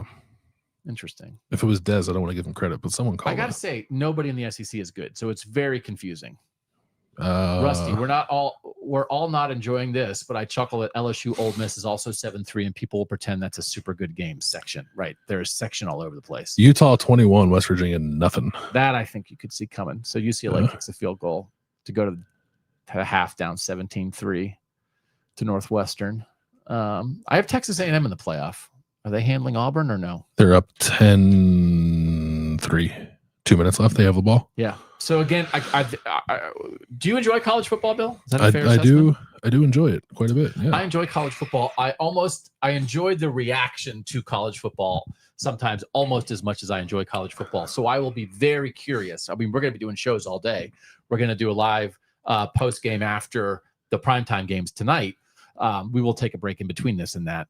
But how people will view, because like if you see Ohio State's beating, and we're doing it right now with LSU, Ole Miss, and doing it with other games, you just see a score.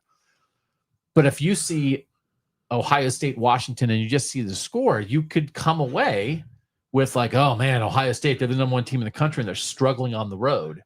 And they had 3 possessions. Right. And they dropped the punt. Yeah. And it's like, are they struggling? Would you say Ohio State's struggling? No, not struggling. I actually think the defense should feel pretty good about what it put out there. And the offense moved the ball 2 out of the 3 times it had it. So, no, I wouldn't say that Ohio State is struggling. It also feels like playing with his food a little bit. Is easing in? Are you okay with easing in? Because I think they're, depending how the second half goes, it's like, all right, well, they marched down the field running the ball. Mm-hmm. They only threw 2 passes on that. Well, they had 3 dropbacks on that drive, right? On the first drive. Jeremiah Smith, 6-yarder, threw it out of the back of the end zone, saying scramble. Yep. 3 dropbacks. If they make a better block or run through a tackle a little bit better, they wind up with a touchdown there. So they don't. But they did move it. They made a choice to run the ball, and it worked, right? Yeah. And then they had a possession. All right, we got a punt, and then the last possession they drove for a touchdown. So like it's as much as we have spent time talking about like they got to get the ball to the receivers and that kind of thing. What they did on the first drive worked until they got the red zone. Until it didn't work. Yeah. So is this going to be? Do you think this is this red zone conversation? What is the right red zone conversation? Because when you looked back, especially after the Ohio game, it didn't feel like a play calling discussion, right? It was not. We were not outraged by the play calls, but this Correct. is a little bit of.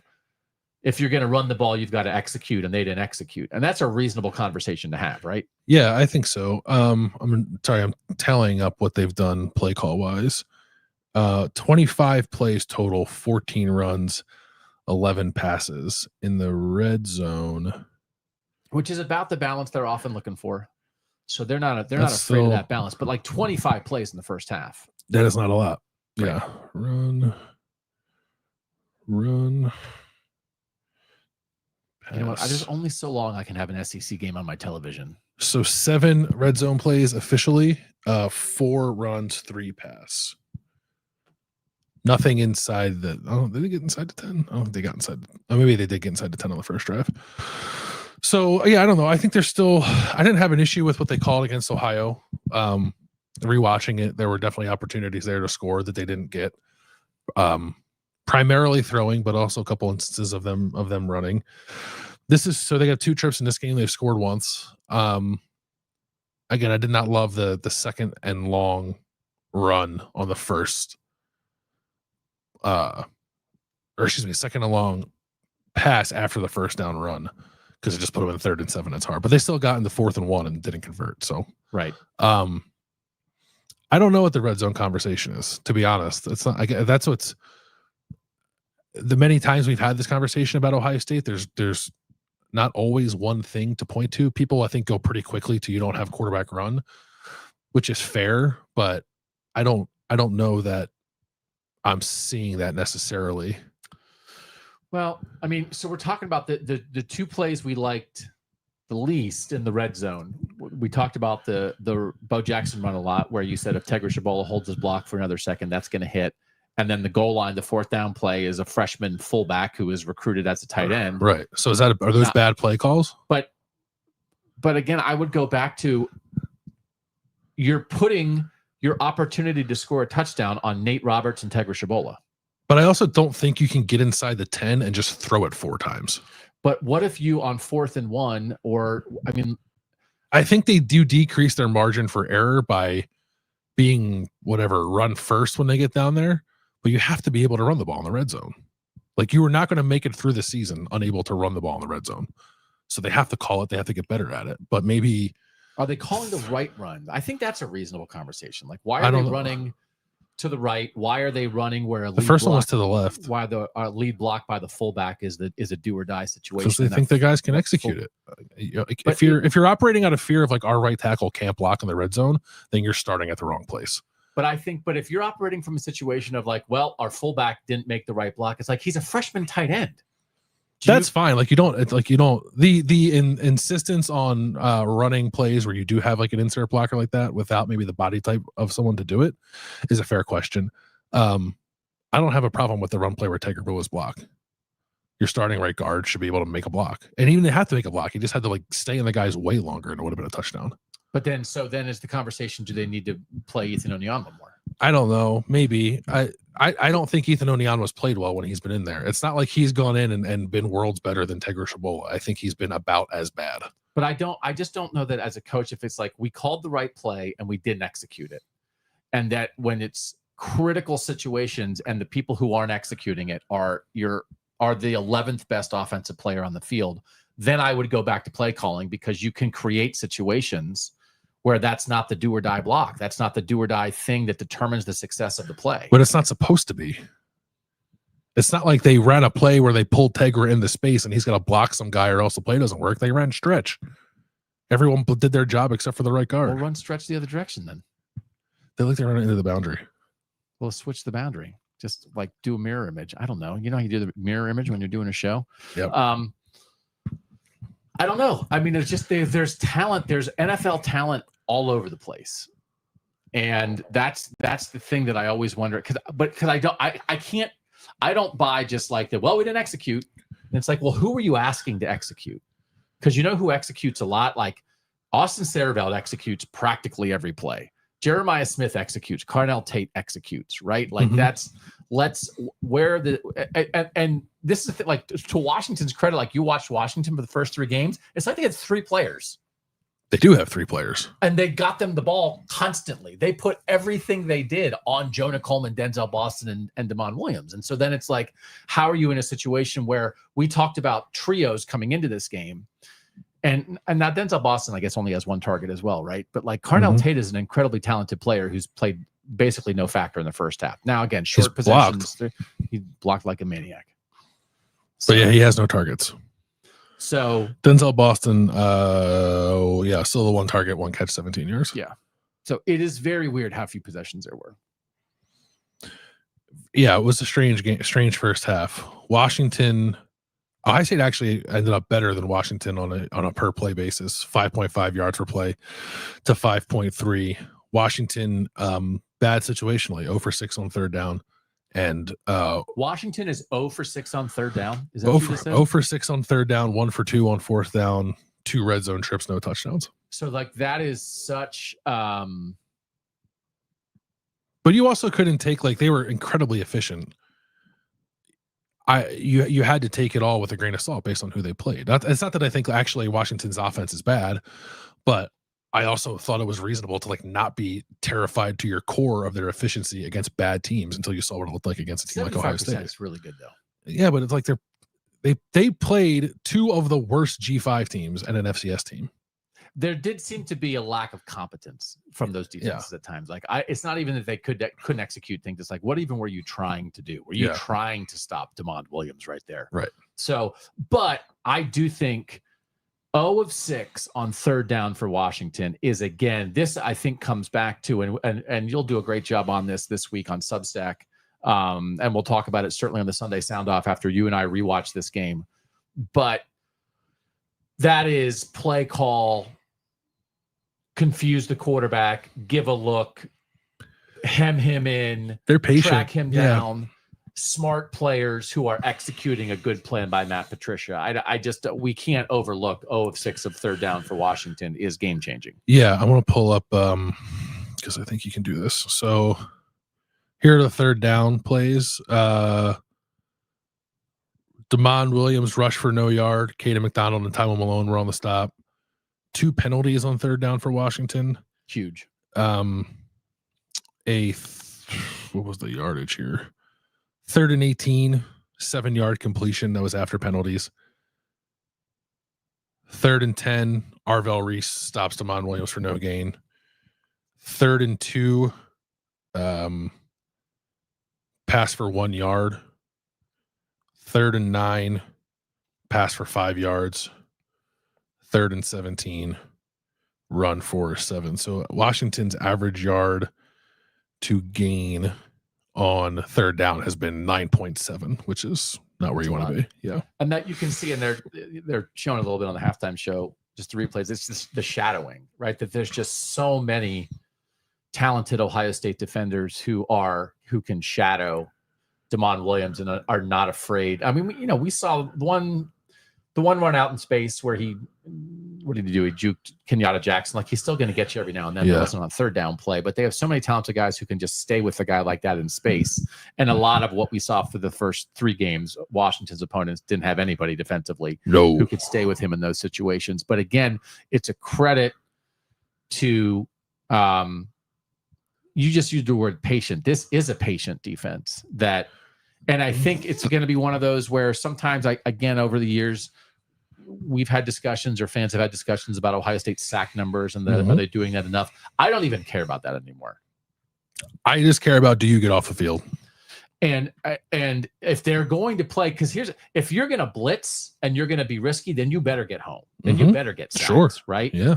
So, but this is just such a different style of defense that sack numbers are extraneous. It is all about stop rate. It is all about, as you said, getting off the field on third down and making guys on 3rd and 7 run for 4 yards, making guys on 3rd and 10 complete passes for 4 yards, and then rallying to the ball. And that they did that, and confusing guys with looks, where a lot of it, again, is you're confusing a quarterback pre-snap and then dropping into something post-snap that is not necessarily, it feels like what they do a lot is they are not necessarily putting pressure on a quarterback physically, mentally, but they're putting pressure on him mentally and then being patient. and daring him to process in the moment rather than saying, we're going to run at you 100 miles an hour. And then if you break a tackle or juke us, now we're in trouble. Yeah, it's funny. Like Ryan Day called Brian Hartline's game plan against Texas unselfish. I would say Ohio State plays defense unselfishly because you don't have guys out there chasing sacks. Now, sometimes you'll get into like the 1 3rd down play we saw where like CJ Hicks got up over a guard and he bull rushed him back into the quarterback. Like those opportunities do present themselves if you do what you're supposed to do on the earlier downs. But yeah, Ohio State's not going to blitz like crazy. They're going to try as best they can to not put themselves in risky situations by being over aggressive with their pass rush, especially against a quarterback like this. So like, so far so good. Damon Williams, including sacks anyway, has 8 rushing attempts for 0 yards right now. Not a ton of called runs, although a couple of read options. A couple times when they've tried that, there's just been nothing there. He was pretty good in the first 3 games on some of that stuff, getting to the edge and getting upfield pretty quickly. I'll be curious if they come out and maybe not in the read game, maybe just like more straight design stuff, straight design QB run. Mm-hmm. I think he in the first 3 games has done a good job of escaping up the middle and then getting to the edge in the called run game. And that also, if you're going to try to run him wide, that'll get you away from Arvell Reese and Sonny Styles a little bit. And maybe try to make corners tackle, get 1 block from a receiver and see if you can get a 10-yard play out of that. I would expect maybe Washington to lean into that a little bit more. But Jed Fitch was saying this week, they know that Ohio State is going to have a game plan to take away the quarterback run, and they know they have multiple people who can do it. Right. So he was saying, we know they're going to do that, so we have to adjust to that. And then it doesn't seem like there has been a huge Washington adjustment. Of course, they had the one really good drive, but it's not like Ohio State's selling out to stop the quarterback run and Denzel Boston's getting behind the defense. Right. Well, I bet we see some early. Well, I guess it'll depend. We'll see what Ohio State does on the opening drive here. But if Ohio State gets up 14-3, then Washington's probably going to start throwing the ball a little bit. But if it's 7-3 or 10-3 or whatever, I bet we see an increase in the quarterback run. But also for Washington, you got to, I think from their standpoint, just like if no defense is going to let anybody get behind them, then Denzel Boston, Carnell Tate, Jeremiah Smith, the touchdown we saw from Jeremiah Smith, both these offenses have to work those talented receivers in the middle of the field and hit them with short stuff and let them run. Yeah. I don't know how often Washington does that with Denzel Boston. I mean, his yards per catch is like through the roof. They do like getting him down the field. Yeah, and his average depth of target's pretty high. I'm more interested to see if Ohio State starts doing that with Jeremiah. It's really weird that Carnell Tate doesn't have a target. I mean, but you also take what, I don't know. You have to take what the defense gives you. And the defense is giving you Brandon Inniss and running the ball. But you can also throw a bubble screen to Carnell Tate on first down the first time you get the ball back. You can, yeah. Let's call that. What's the first play of the half? I say Carnell Tate bubble screen. That's pretty good call. Yeah, maybe that or like a tunnel screen, maybe. God, I love tunnel screens. Yeah, because it's like you're in a tunnel. It is, yeah. Like the one that Jeremiah Smith dropped on the opening play against Akron, or not the opening play, but his first target. Bo Jackson, 8 carries, 37 yards in the first half, along of 12. CJ Donaldson, 6 for 32, along of 11. So the 2 running backs, 14 for 69. Yeah, Ohio State is averaging 5 yards carry. Washington's averaging 3.5, and sack adjusted, it's basically even, but it's 5 for Ohio State and 4.9 for Washington. So do you think, again, we don't want to get out of our skis with James Peoples, but if this is the running back rotation, are you okay with it? Bo Jackson and CJ Donaldson, 8 for Bo, CJ 6. Well, I think it's hard to play 3. So yeah. But the fact that they haven't like given Peoples a carry to see what kind of look he has to him today makes me think that there's something up. I actually don't know. They did throw the ball to him once. I haven't been monitoring Twitter to see if anybody has said anything about him on the sideline. Oh. But yeah, yes, that's a fine breakdown. I want Bo to get the ball more, and I want Ohio State to throw the ball more. Yeah. No targets for any tight ends, by the way. They're playing a lot of tight ends, and they haven't targeted them once. It's hard. It's funny with Ohio State, and again, it's hard not to fall into this. I'm not saying like that's what's happening, but especially in a short possession game, it's just like there's so many options. Mm-hmm. And it's like, Brandon Inniss didn't have a single target against Ohio. And like, now Brandon Inniss is getting got a couple targets in the first half, and now there's like the tight ends have vanished off the face of the earth when like Will Kazmarek has seemed like a primary part of the offense at times. And you and I thought Max Clare might be Ohio State's second leading receiver, but he's also blocked really well in this game. 10-10 Iowa, Indiana is super interesting at the half. That is interesting. I thought Iowa's not good, but Iowa has some magic to it, obviously, when you're playing in Iowa City. But I thought Indiana would, and they couldn't in the second half. I thought Indiana might run away with that. Yeah. Notre Dame, a huge win over Arkansas, 56-13. You kind of called the Virginia upset over Florida State on Friday night, double OT, but you were noting that on our national pick show, like, hey, don't forget that game's happening. Yeah, look ahead spot for Florida State. They play Miami next. So not surprised. Also, not that anyone watching this cares, but Florida State asked Thomas Castellanos to throw the ball way too much. Oh, yeah. I still think, that Florida State win over Bama is more about Bama. Maybe Bama will get their doors blown off tonight. All right, second half kickoff. If you're like trying to match this up, maybe you're not watching live and you're trying to watch back. Second half kickoff just happened, right? Yep, we're on it. Do not like how close that kickoff was to going out of bounds at the 1 yard line, but it didn't. So I want to, before the second half gets started, I just want to give credit really quickly. I want to make sure that happens. So Cincinnati did beat Kansas to move to 3-1, and that is just a great start for Cincinnati. We weren't sure about Scott Satterfield coming into this season. 6 carries for 90 yards in that game for Evan Pryor, former Buckeye. Good player. Bo Jackson on the field. 12 personnel.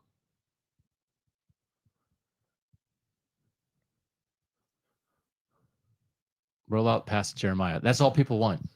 Everybody go home. It's all good. It's fixed. They rolled out sand and threw a little 10-yard pass to Jeremiah Smith, and it was easy, and everybody's happy. Leave the chat. Go to a farmer's market.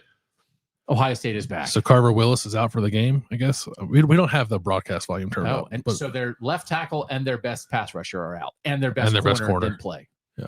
Other than that, it's going great for Washington. Right. That's a tough spot for them. Yes, it is. Still 12 personnel. This is shot territory. So then it's always one of it is. Do you find it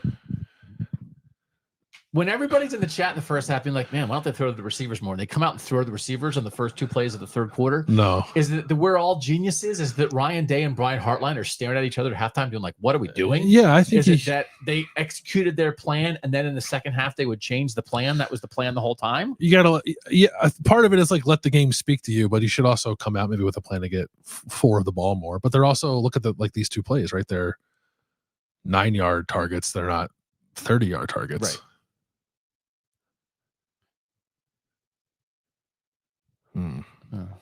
And now here we are. Still wind up in a 3rd and short. Here we I are would put Lincoln Keenholz in the game.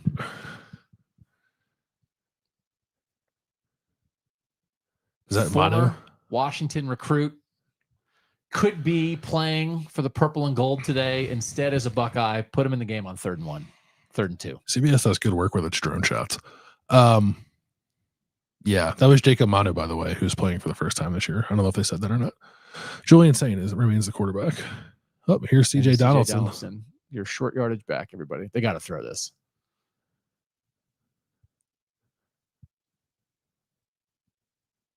Hey, he got low and got the first down. How about that? You think there's a pad level conversation at halftime? I hope so. If he doesn't go low, he doesn't make it. If he does this on the 4th down by the goal line, he probably does make it. Right. Although, did he trip? Yeah, he got tripped. Hey, CJ. They tell the offensive lineman, make sure you trip him as he's going through the hole so that. Hey, if you can push, you can have offensive linemen. People's in the game. You can have offensive linemen trip running backs as a strategy. I'm here for that. Yeah. How about that? CJ, your pad level is great on that 3rd down run. I tripped. Oh, he's good. It's just like, do you want 6 free yards? And that's also with like he's going up against Ephesians Prysock, who's pretty good corner, and like even with him, they're terrified. They're playing off. Yeah, which is the thing. Like this is where is Ohio State on the field at the moment? Feeling a big post to Tate. Everybody wants a Tate shot in the chat. Where is Carnell Tate?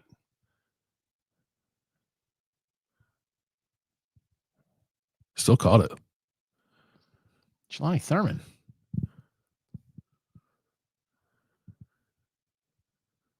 Oh, wow. Oh, nice catch. Good concentration from Jelani Thurman. But it's just so interesting. Like it is just what Ohio State is capable of doing. The first drive of the first half, they run the ball all the way down the field. Yeah. First drive of the second half, they're throwing the ball all the way down the field. Yeah. Tate's open right. Like, oh, that was Carnell Tate touchdown time. But I guess what you would be saying is the idea of, Julian Sayin is making his first road start in a crazy place. Do you want to come out and throw the ball down the field? Let's see if I was right on this. If that safety capped them. Yeah, that was Carnell Tate touchdown time. Why didn't he take it? I don't know if it developed kind of late. He got rerouted. Does this make sense though? So now they're opening it up. They have a lead. They've eased into it, and now they're letting Julian throw. Yeah, it's time for the second half offense. Oy. Interesting. It is interesting that they've gone to Peoples here. So it's like they can play 3. I don't know. They can play right. 3. I don't know. I don't know if I would. I think Jackson, in addition to being the best runner, is their best receiver as a back too. But Peoples can be useful out of the backfield. And CJ Donaldson used to play tight end.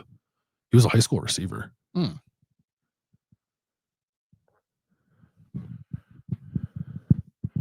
6 of 6 for 49 yards on this drive. Yeah, that's all people want, Bill. Can you just too much to ask for? Yeah.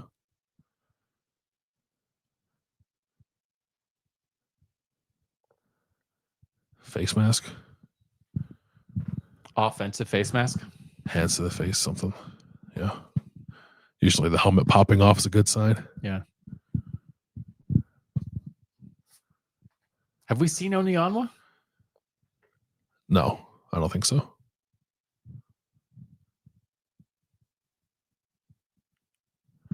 Phil Daniels.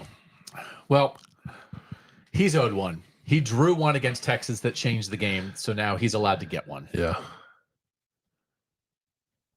It was in a shoulder pad. Oh, that wasn't even Philip. I mean, if Philip Daniels wants to, he will rip your helmet off sometimes. He got the helmet with the other hand. He earned it. Oh, his finger got stuck. Yeah. His finger was stuck. What are you going to do? It's like, it's a bad call. Didn't look to see what his other hand was doing. 1st and 22. So now they're outside the red. Jeremiah Smith in the backfield. Run game. That was clunky. That was a little. What did you just say? Clunky. Yeah, it was. It just was. The timing was off a little bit.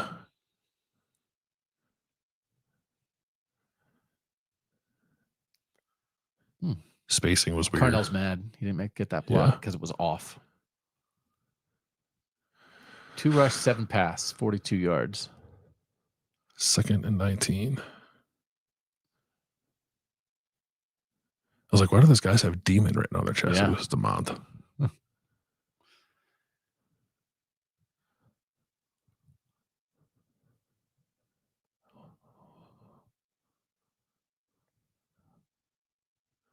Oh.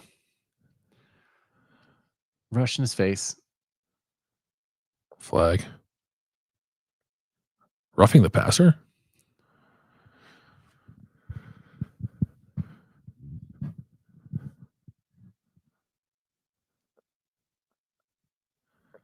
Oh. See what this is. I hate these calls.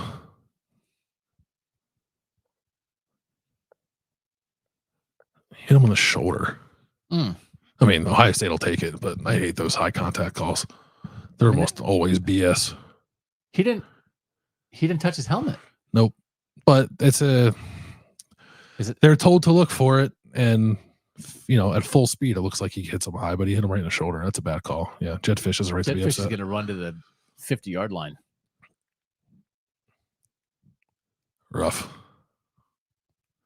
We don't need Gene. We got Landis. Landis isn't sure about that one. That's right. 12 again.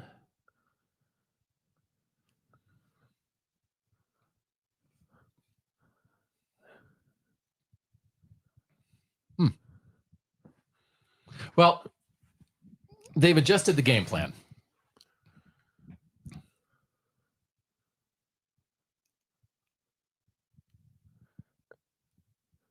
Sounds like Gary's upset about the call.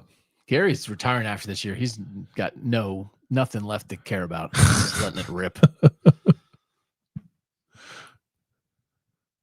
Would you run on 2nd and 10, or would you keep throwing? No, I would throw. The worst play calling, generally speaking, in the world is incomplete on 1st down, run on 2nd down, right? Yes. Just to make sure you get to 3rd and 6 instead of 3rd and 10. That's about as bad as it gets sequence-wise, but this looks like a run.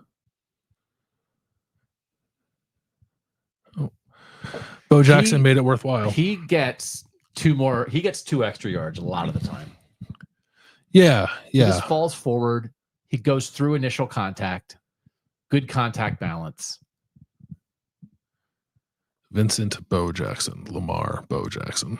I mean, there's no reason to dwell on it, but it is kind of like if Ohio State just had a football player named Babe Ruth. And everyone's like, yeah, that guy's name's Babe Ruth. What are you doing? Right. It's like, it's Bo Jackson.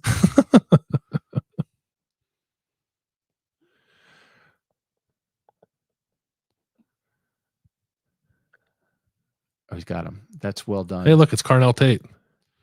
I did not know if he was going to see him because like the tight end's rolling with him and Tate's just sitting there. Yeah.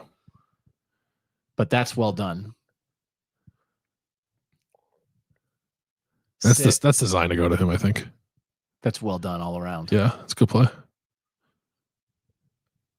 Which again, what are we talking about? 3rd and 3. How many runs is it going to take him to get in the end zone? Red zone ingenuity, right? Yeah. That's a nice 3rd and 3 call in the red zone, is it not? What is this here? It's like the half. Sneak. He's in. All right. So this is like now we're in the. They took a bunch of time off the clock. That was a long drive. It's just odd. 14 plays, 75 yards, 741. Maybe it's not odd. Maybe it's the entire point of Ohio State's existence. But sometimes I wonder if we're asking if they're playing with their food and they're like, no, like you said, like we want to be ahead 7-3. They're content with it, I think, for the most part. And the only thing, will Ryan Day get to post game and say the only thing that really went wrong in the first half is they fumbled a punt. Otherwise, they did what they wanted to do. They stopped Washington on 3rd down. When they got the ball, they went on long drives and controlled it. They got stopped at the goal line on a 4th down, and they dropped the punt. Yep. So they had 2 bad plays. Otherwise, they have done exactly what they talked about Tuesday, Wednesday, Thursday, which is what you talked about earlier, which is keep the ball out of Washington's hands, march, run the ball early to allow Julian to get in a rhythm, then throw behind it. And now here they are up 14-3. Yeah, in a pretty good spot. I want to tally up what the plays were there. Drives. That's what you think. It can sometimes. That was Rusty's saying a soft roughing the passer. Sure it was. It was very helpful there. Breaks happen. Maybe they would have converted 3rd and long. So now this is the situation that I've been bringing up. What if Julian Sayin gets in this situation? Now DeMond Williams Jr. is in this situation. Yeah. Which is okay, like you got to score. Yeah, but it's not we'll see. That was a lot of time. We'll see if Washington feels the pressure to come out throwing or if they think they can stick with their more balanced attack and run DeMond Williams some more. I don't know. But yeah, they're certainly feeling like they need to score here. I wonder if they might only get the ball 2 more times. If they get a 1st down, I think they'll go tempo. They've done that in some games also because they're just very similar, I think, to Ohio State in a lot of ways with how they want to go about it offensively. Except Ohio State didn't go tempo on that drive. No, Ohio State doesn't want. I mean, it is remarkable where we have gone from with the initial clock rules and Ryan Day complaining as loud as anybody about the number of plays they've lost in a game by running the clock, having it no longer stop after 1st downs and the reduction in number of plays. And Ryan Day, that still felt like when Ryan Day was complaining about that, he was a head coach, but he was still the play caller. Mhm. And that was sort of like offensive coordinator Ryan Day didn't like the clock rules change. And now head coach Ryan Day is taking advantage of them. Yeah. One could argue too much, but yes, it's a change in it is perspective, I guess. It's a fundamental part of Ohio State's, I think, not just game strategy, but season-long strategy. Yes. Go slow. They are the slowest playing team in the country. What a transformation. Okay. So they threw I'm writing that down. They threw it I'm nine. gonna ask about that. They threw it 9 times. The transformation of Ohio State. Ooh, can you read about that on Substack in the next 2 weeks, Bill? Yeah. Is that a good story or no? Sure. Slowest I think so. Team. And it's not just that they're the slowest team, it's that he was angry initially about it. I was obsessed with it last year. I think I asked him about it like 4 weeks in a row. Why are you playing so slow? But now we know why. Now you ruined it. For real? No, but you can bring it back up. You can bring it back up. Hey, I know Bill asked about this 4 weeks in a row last year. 14 play drive, they threw the ball 9 times. Not a lot of love for Gary Danielson in the chat from Heather, the great Heather B, who we always appreciate. Who do people like? I'm just curious. That is a great question. I really like Brock Heward. Jake Butt's pretty good, I think, too. I don't mind. I think Joel's good. I think Gus and Joel call a fun game for the most part. I do feel like Gus is bored of calling the Buckeyes, though. And it comes across sometimes. Yeah. I like the is it Noah Eagle and Blackledge who do the NBC primetime? They're not bad. Penn State, Oregon tonight, right? Yeah. Yeah. Shout out to Sean. He says we like Doug and Bill. Hey. First down Huskies. No.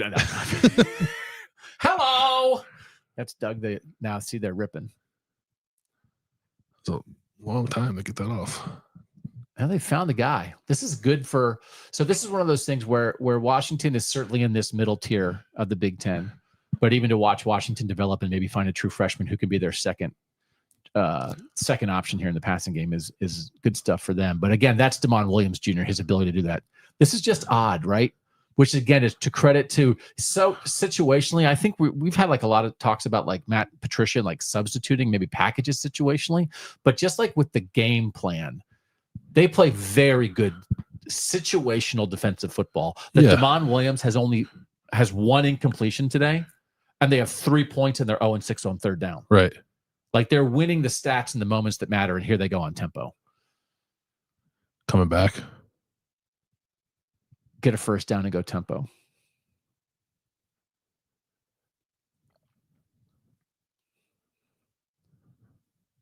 Which I think, again, we're not doing it. Jim Knowles was a great addition to Ohio State. He helped them win a national championship. Defensive face mask. I think maybe sometimes you could look at Jim Knowles and watch him and say like, man, this guy has a game plan. This guy's a mad scientist. But I think most of the questions about him came up situationally. Yeah, like aggression was baked into the game plan. I don't know that. Regardless. Right. Well, until the second half of last year, I think. Right. But yeah. But yeah, situational awareness was certainly lacking for the first 2.5 years at times. So then this is a super interesting spot for this defense. Big pass play, face mask. That's a heck of a layered throw. Aurel Reese almost got that. He's very... Yeah, he's a good quarterback. He's very good. He is little. A lot of space out there right now, too. Zone, soft. Guys have eyes in the backfield. Caleb Downs, very good. So I don't think Washington's kicking here. No. I mean, they didn't kick last time. If they would have kicked last time, they'd be down 14-6 and have a chance to tie it here. Yeah. Instead, they had the holder throw. Who strung that out? Throw a pass over his head to the kicker. You know, our kickers, you got to make a better throw there. Talk about like putting the game on the wrong guy.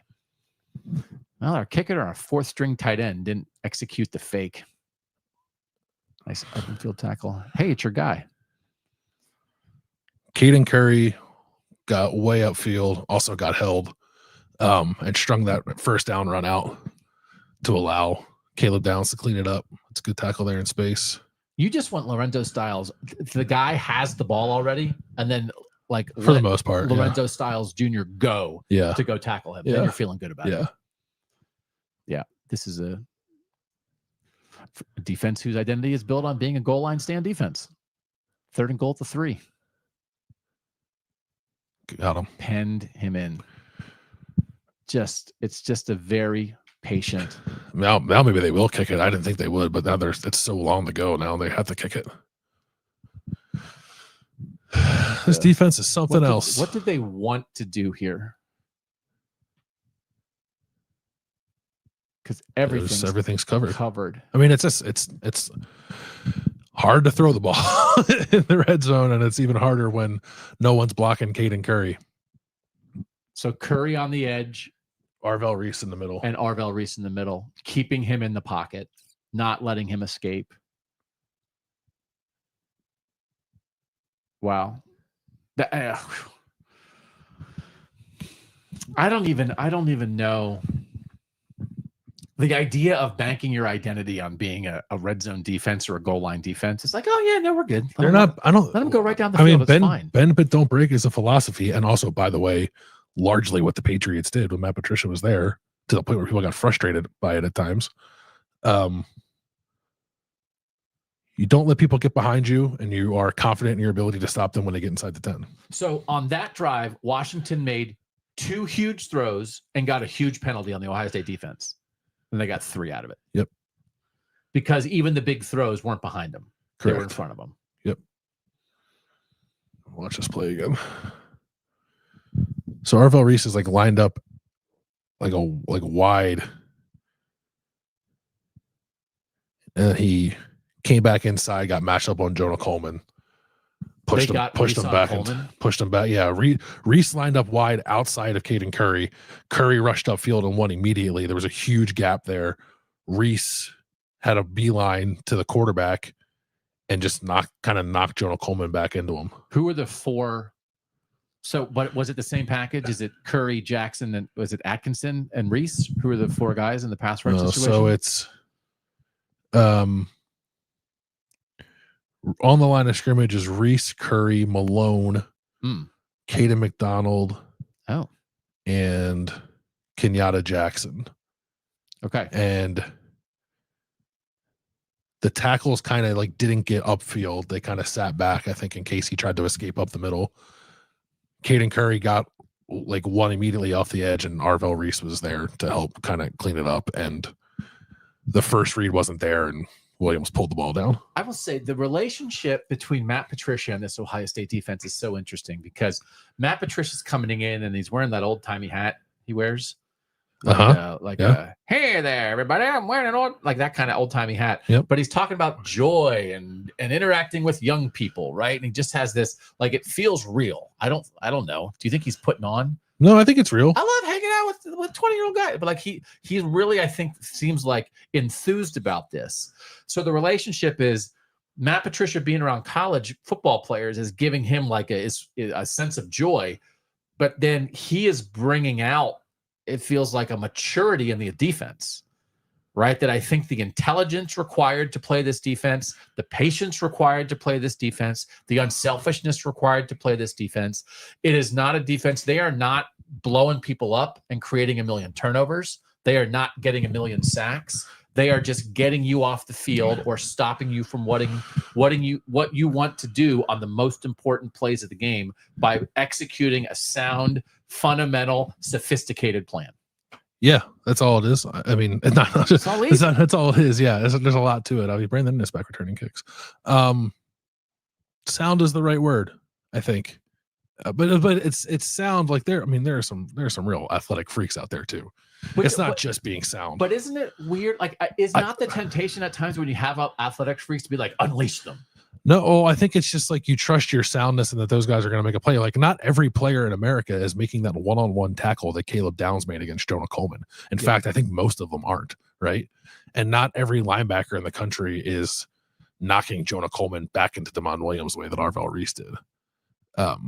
So it's like a pretty deadly combination of like soundness with 4 or 5 just like real difference makers out there that are hard to account for. Yeah. Also, the line's been 8 all week, and it's currently an 8-point game. Yeah. Vegas, man. What are you going to do? More Brandon Ennis. That's pretty good. I mean, that's what I don't know that you need much more out of Brandon Ennis than some of this stuff, but you want to be able to threaten teams with it. Those are runs. I think Ohio State charts them as runs, not passes, but right. That's been on my project list for a couple of years of like, you look at the stats, oh, this many runs, this many passes. Also, you can take into account dropbacks and stuff when the quarterback scrambles thanks to PFF. But like to try to chart a true run-pass balance the way Ohio State thinks of it, like that. Can you do that, Bill, by the way? Sure. That's penalty. Call all over him. I thought he was holding him a little bit. I guess the ball was out of bounds. So, I mean, this is just the situation again. Like if Takario Davis was playing, you just would have this happening on both, like on every receiver matchup would be this. If they did get into one-on-one situations, it's just like a guy who's as long as the Ohio State receiver trying to get physical with him. Yeah. I think if that throw was like more on Carnell Tate's body, that might have been pass interference. If Davis Enigmanosin was the defender, that would have been pass interference. Yeah, I kind of agree.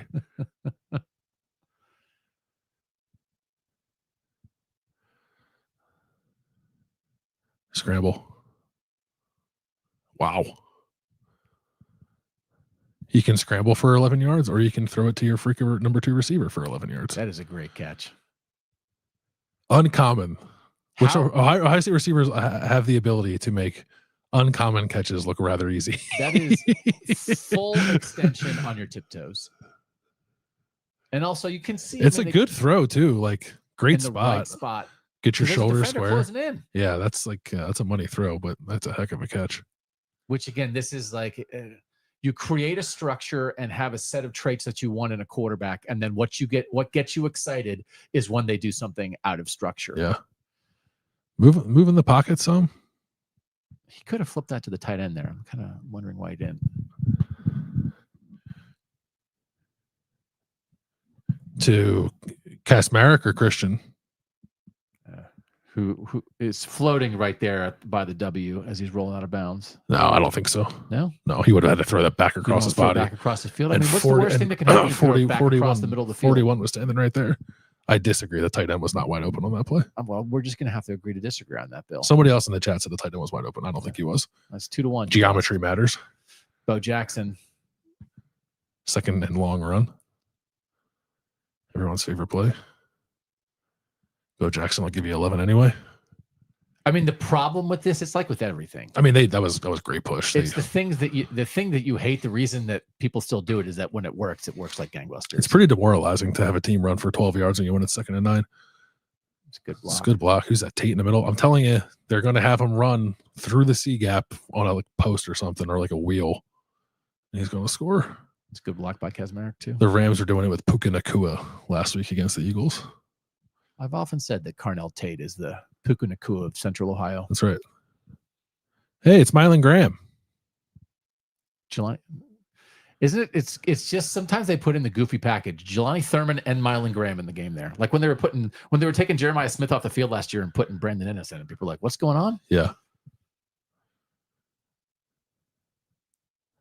The Mylan Graham effect just gets the defense flowing one way. Yeah. Where are you on graham crackers? I'm a fan. I like Teddy Grahams a lot. Oh, I was just eating some. We had them left over from the s'mores situation that didn't I'm not transpire. a big s'more guy. Just straight graham crackers. Like you just grab 2 graham crackers. Yeah, they can be a real treat. Solid. Yeah. Plus they're cheap. They are cheap. Make a miss. Yeah. Ooh, good tackle. I will just say, and it's never going to be. I mean, it's one of those things. Going to the 4th quarter. You can. It is an odd thing. What time is it? Jeez. There's a little bit of this. It's like you watch a movie and it's like, man, this movie stinks. And it's like it's 17 minutes in. Yeah. Like they're getting to something. I just watched a movie last night that the first 40 minutes of the movie are just building up to a thing. What movie was it? Every battle that you can take. What's it called? One battle after another. One battle after another. People are saying it's movie of the year. Yeah, so we'll talk about it on Watch on Wednesday. Okay. But I agree. Sam says Claire's blocking has been awesome today. I agree. He's been very good. This is how sports works. That it's like, well, maybe they're building up to something, whatever. But the thing that I think remains true is when they are doing this and when they are a throw first team, like they have been in the second half, And they are making it look so easy. And that just the threat of those receivers makes teams play off coverage. And there are just 8 to 12-yard throws that are there for the taking almost whenever you need it. And you can roll the pocket. And you can run, you can throw, even if it's part of the run game, it's still a pass. You're getting your receivers involved, right? Mm-hmm. And it's happening, and it looks so effective and so easy. And so then we look back on the first half when they didn't seem to do that at all. And I understand the frustration, both in myself and in the chat and anybody watching along. But I guess it's in service of something, right? Do you not necessarily just want to do the thing that you're best at right away at the beginning because you want to give defenses different looks? You want to ease your young quarterback into a situation. You want to establish something with your offensive line? Yeah, I think there's truth to that. And I also think there's an element of, again, I've said it a couple of times now, and I said it coming into the game, like running the ball is a way to keep the crowd out of it some. So I we'll see what at the rate they're throwing it in the second half, it's going to not be as imbalanced as I thought it was going to be. I don't love Ohio State being in a position where it's running it more than it throws it by a percentage of its plays while the game is in the balance, but I kind of get why they're doing it that way. And it's not like the run games look bad. The situational run game can be better, red zone, short yardage, but overall the run game looks fine. 10-10 nearing the end of the third quarter in Indiana, Iowa. Ooh. 17-17 Tennessee, Mississippi State. What can you click on the box score there? I'm just curious, like if has Mendoza turned the ball over? Let's go to the box score. Fernando Mendoza, 8 of 13 for 101 yards and a touchdown, no picks. Mendoza has fumbled once, but they didn't lose it. Huh. So just punting a lot. You know what Iowa's really good at? Turning the opponent into Iowa. Yes. It's their superpower. Indiana got stopped on a fourth down. They're basically playing like the exact same team at the moment. Iowa's winning time of possession. Actually, Iowa's thrown a pick. It's the only turnover in the game. Mark Gronowski, 17 of 23 for 135. He's thrown for 34 yards more than Fernando Mendoza. Wow. Don't love that. Roman Henby and Kamari Moulton have like the same rushing yards. They exactly have done that. Elijah Surratt and Omar Cooper have a combined 6 catches for 60 yards at the end of the third quarter. Ohio State is a run first team, and that we run in the first half and throw in the second half. That's probably the right way to think about it. Yeah. But it's hard because the thing that even if it is strategy, I just do it. I think I don't know. To me, when you play a team with a couple playmakers, it opens opportunity because it opens opportunity for our defensive back fell down. It opens opportunity for we missed one tackle and the guy went out for 50 yards, like that kind of thing. Even while you're playing a bend don't break defense, that you're short. You're also making the assumption that Ohio State came into the game afraid of Washington. I think they came in respecting their skill guys. I don't know if they were afraid of anything else. James Peoples back in the ball game.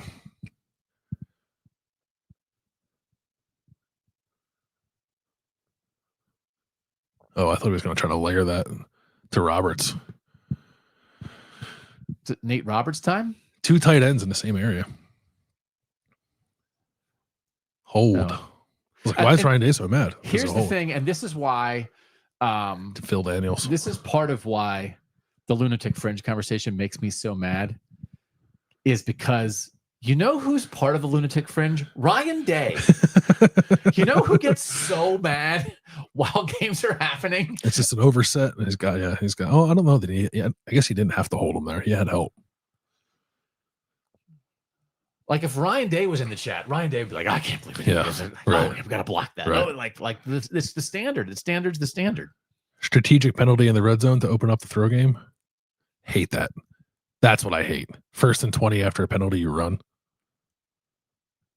They did that in the Ohio game, I think. Because you're just trying to let's get back a chunk, make it 2nd and manageable. It's like, oh, it's 2nd and 17 now. Great. Right. You know what would make it 2nd and manageable?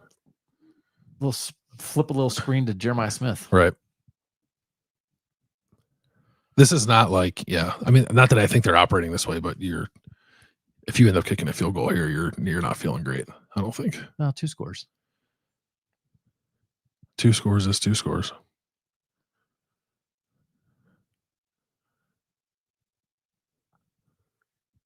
Huh. That looked a little young. I mean, he had to move. A little sped up. But he has to move. And then he thinks about stepping up, and then there's a guy in the gap when he thinks about stepping up. 3rd and 17. What's your play call? Stretch boundary? Yeah. I mean, I'm actually probably throwing a screen. Tunnel screen to Carnell Tate. You have to get points here. You have to make it a 2-score This game. is not a gimme field goal either.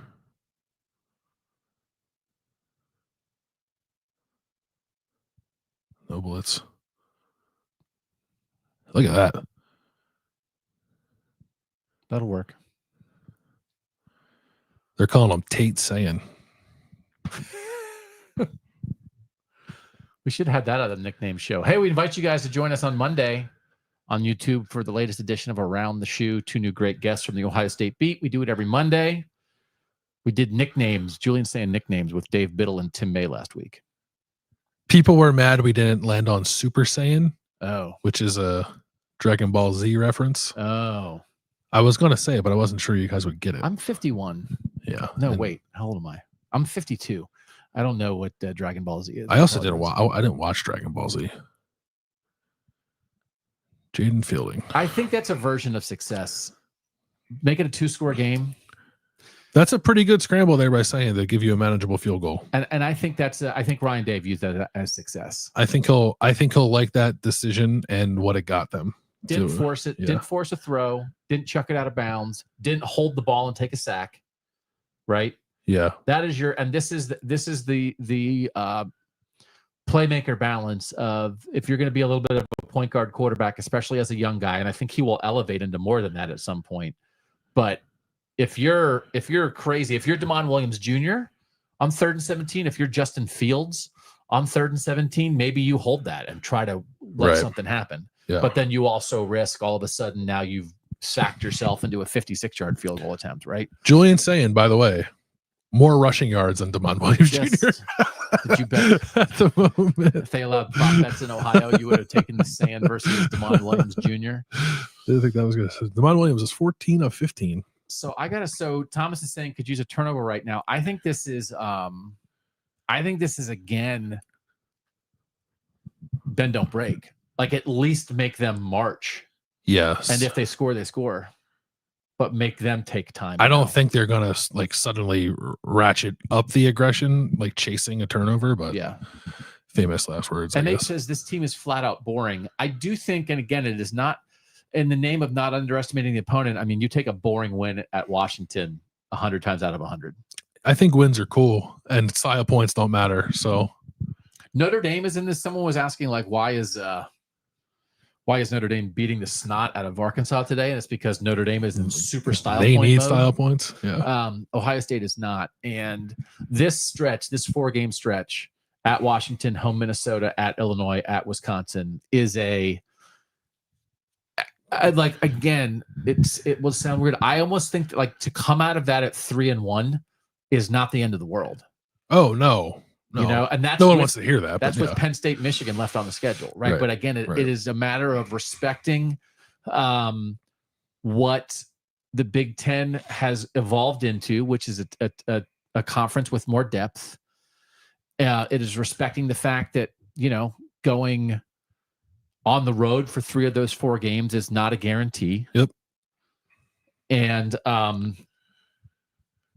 you know, and like I just, you know, we don't have a lot of reference points for Ohio State because they're so dominant. The standard is so high. But this is so different, for instance, than when, you know, losing at Iowa in 2017 or losing at Purdue in 2018. Like this was like a really tough trip against a talented team. That game. Yeah. You know, like this is I think this is a high quality win. And again, I was just like, just checking in on the Ole Miss LSU. Would be a high quality win. There's still 13 minutes left. No. That like checking in on Ole Miss LSU, I'm like, oh man, that is you know, like you just look at the score. right? But again, like you don't worry about what polls say. Don't worry about like, oh, Ohio State lost four votes. Miami got 4 more first place votes in the AP poll. None of that matters. It matters for context and history, and it provides a framework for the season until we get to the playoff rankings. The committee's going to respect a win like this if it happens, right? And I think Washington is like an 8 or 9 win team. Yeah, I think so. I was asking Christian Capel about that a little bit, like what's the expectation? And I think there was a baseline level of expectation that they would go 8-4 this year, which would require them to win on the road, which they didn't do at all last year. But their toughest games aside from a trip to Michigan are at home. Oregon and Illinois. And this one, obviously. So it was like 8-4 minimum. You could see a 9-3, you could see a 10-2, and maybe you're flirting with a playoff. We'll see. Like they're losing some key guys to injury here, so yeah, they're not a team with a ton of depth. But I think their offensive prowess against most teams gives them a chance, even if it doesn't give them a win today. Yeah, but yeah, I don't think Washington's going to be like a 5-7 kind of team. I do think Ryan says the defense is still playing elite, which also makes the win look better. They have sucked the magic out of the Washington offense as DeMond Williams is 14 of 15. And they did just have a couple good throws on that drive, but it hasn't, and again, if I overestimated them, so be it. But like, it hasn't felt, Jonah Coleman had a good run where he broke a tackle and DeMond Williams made a couple throws, but Ohio State hasn't felt in danger. No. Which is one of those that I just think about a game like this. Now you're up 2 scores, and the danger zone to me is like you mess around, you're only up 1 score, and then all of a sudden now you're in danger and someone makes a dangerous play. And they're just not in that zone right now. And 19 out of 25 for 167 yards and a touchdown for Julian Sayin. He's not going to win the Heisman this year, man.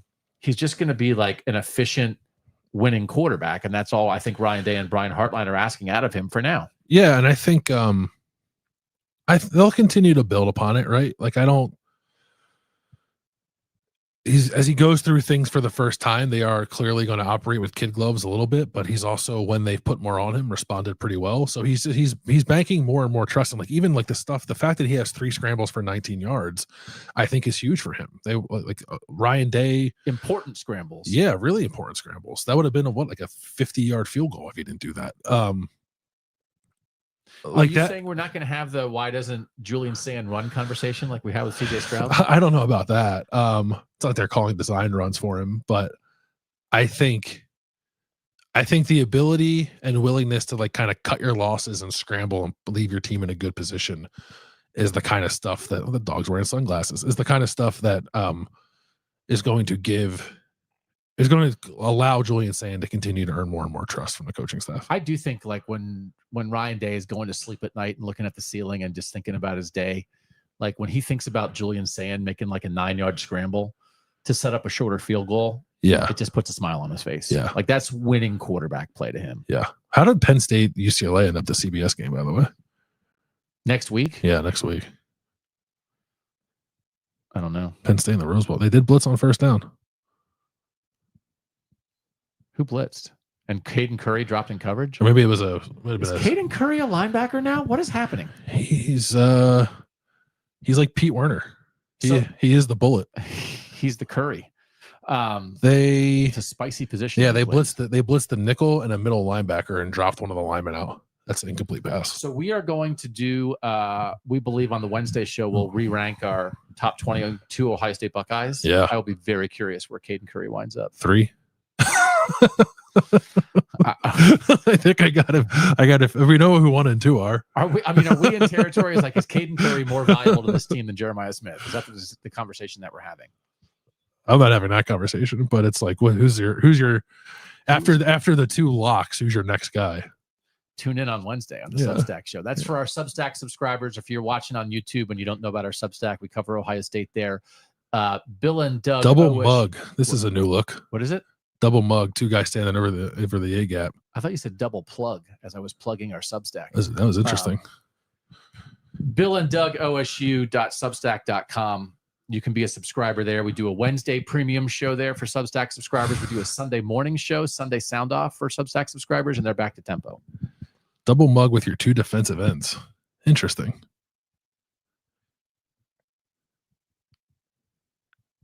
I mean, look at Will Arvell Reese Smith just waiting there. Will Smith tripped him up. Will Smith's playing well this year. He's not been talked about a lot. But the difference of that, again, the first three opponents they faced when they dropped in coverage and created a situation like that with no throwing lanes, they did not have a spy.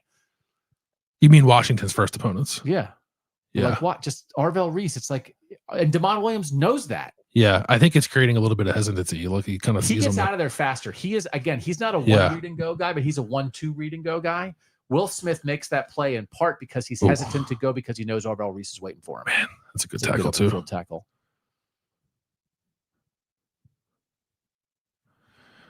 IGB. He's another guy I think could maybe play nickel. Yeah, Muhammad's a tough guy to bring down too, just like Coleman. That's a really good tackle. Yeah, you could easily bounce off his thigh pads, and that guy's off for another 10 yards there.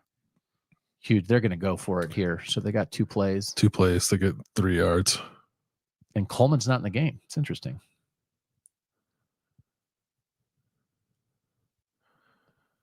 Curry. My God. 3rd. Yes, that's a party too. But that's just, and that's. He thought that was a face mask. He did get him up high, but I don't think he. Oh no, they did throw it. Oh, did they throw it? Flag came in late. Watch the replay on this. That might be the most that an edge rusher has beaten a tackle yet this year for Ohio. They left him unblocked. Didn't block him. Okay. Yeah, face mask. That's always one of those where it's like still a great play by Caden Curry, but sometimes you're like, my God, that got in the backfield. Yeah. That guy got in the backfield quick. It's like, oh, they didn't block him. Challenges of trying to tackle a 5'11" quarterback.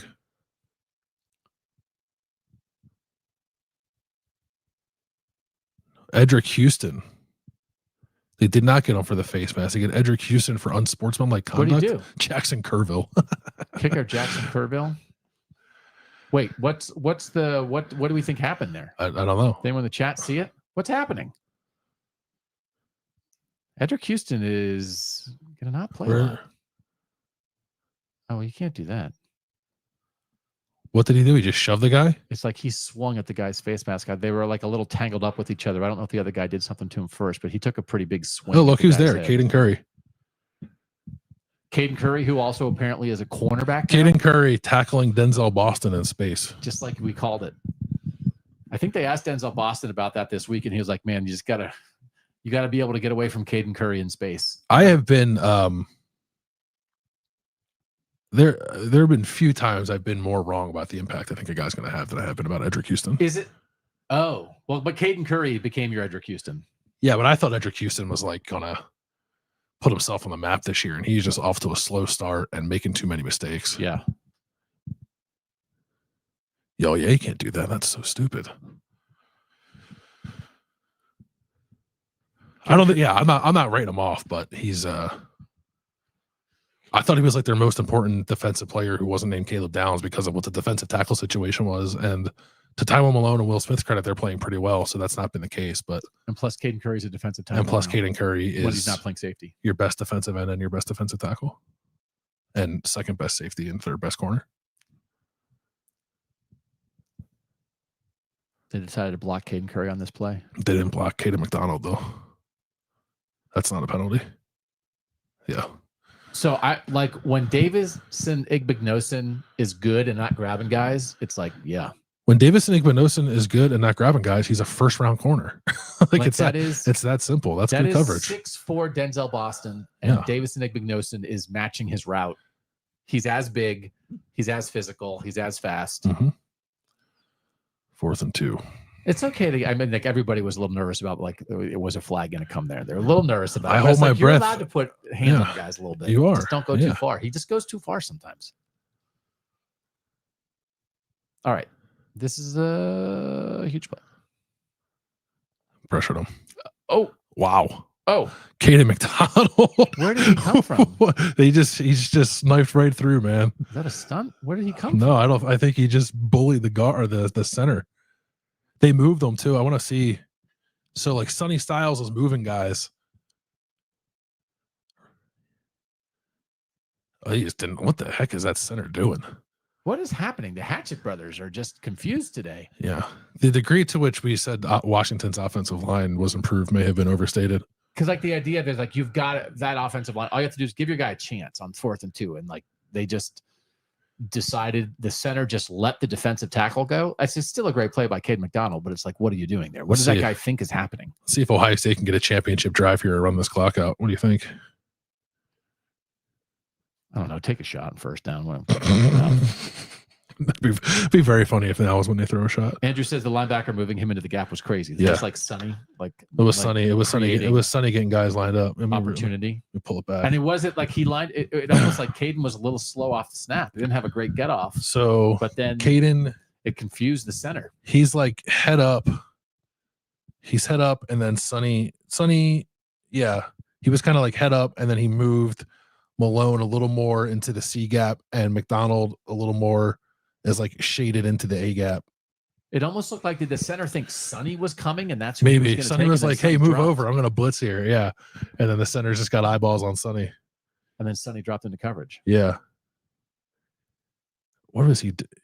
It did look like when he dropped back, he did kind of look at Sonny a little bit, and then by the time he got his head back around the Caden McDonald was by him already. Listen, I know this comes up a lot, and it's not like it hasn't been the case before, but I do just think there's a great degree of intelligence on this Ohio State defense. Yeah, this is and just what they're being asked to do and their ability to execute it and be in sync with a guy who's coming from the NFL and is accustomed to working with 27-year-old millionaires, and then he's applying a lot of that his football intelligence to these guys, and they're just absorbing it. You do not see this a lot. Ohio State's two leading tacklers at the moment are defensive linemen. Caden Curry has 9 tackles, 7 solo, 2 sacks, 4 TFLs. Caden McDonald has 7 tackles, 4 solo, 2 sacks, 3 TFLs, and a quarterback hurry. Sonny Styles, 6 tackles, Igmanosin, 6 tackles, Arvell Reese, 5 tackles, Lorenzo Styles, 4 tackles. But and this started to pop up really probably like back end of 2023 and then throughout all of last year. Their defensive linemen are excellent tacklers. And it just does a whole lot for you when that is the case. Interesting. Outgaining a Washington 237 to 108 since the first quarter. I do think so. You see just that they have had pass rush integrity. They have had the spy on Damon Williams Jr. And it is like they're completing passes, but nothing's happening. Yeah, it's mostly in front of them. Washington's averaging. Ohio State's giving them. Let's see this. Actually, there's Bo. Ooh, nice pop. Jacob Mano, big dude. Talking about yards per play. Washington came in 9th in the country at 7.92. They are currently at 4.7. Yeah. So Ohio State is gonna still need to get a first down, I think.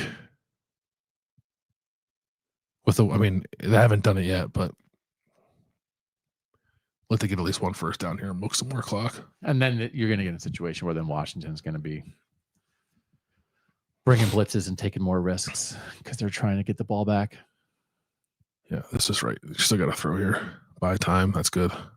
Great throw. Well done. Wow, great throw. And he caught it. That's the pass he dropped. That is the pass. That is the pass he dropped against Texas. That is calm quarterback play. Yeah, that's really good. And I thought this was some of the best stuff that Will Howard did, especially toward the end of last year, was be able to fade in the pocket to allow plays to develop. Yep. And I just feel like that can be probably a difficult thing for a young quarterback to do. Hey, it's Berm on TV. Because you want to get a little happy. Was he there with his camera? With his camera, yes. Because you got a great shot of that. Because you might want to get a little bit happy. You can feel, you know the pressure's coming, right? But you've got to let the route develop.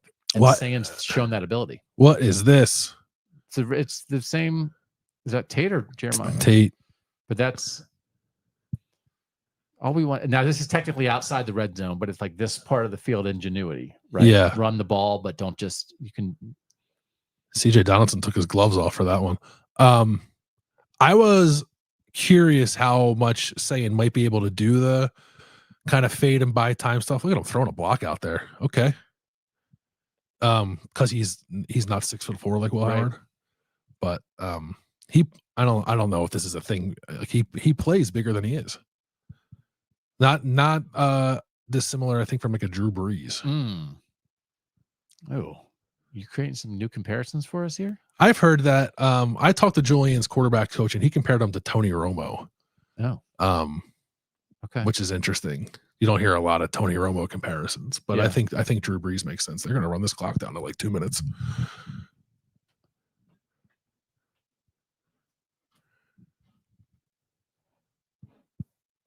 Yeah, that's a. This is odd. What's odd about it? What I'm going to say. Okay. This is a new team. It's not a young team. It's a lot of guys in new positions. Yeah. It is a very mature team. They are mature. Ryan Day has said that, I think. You see moments of immaturity, right? Like, you don't like what Edric Houston did there. Don't love that idea. That's a little greedy, I think.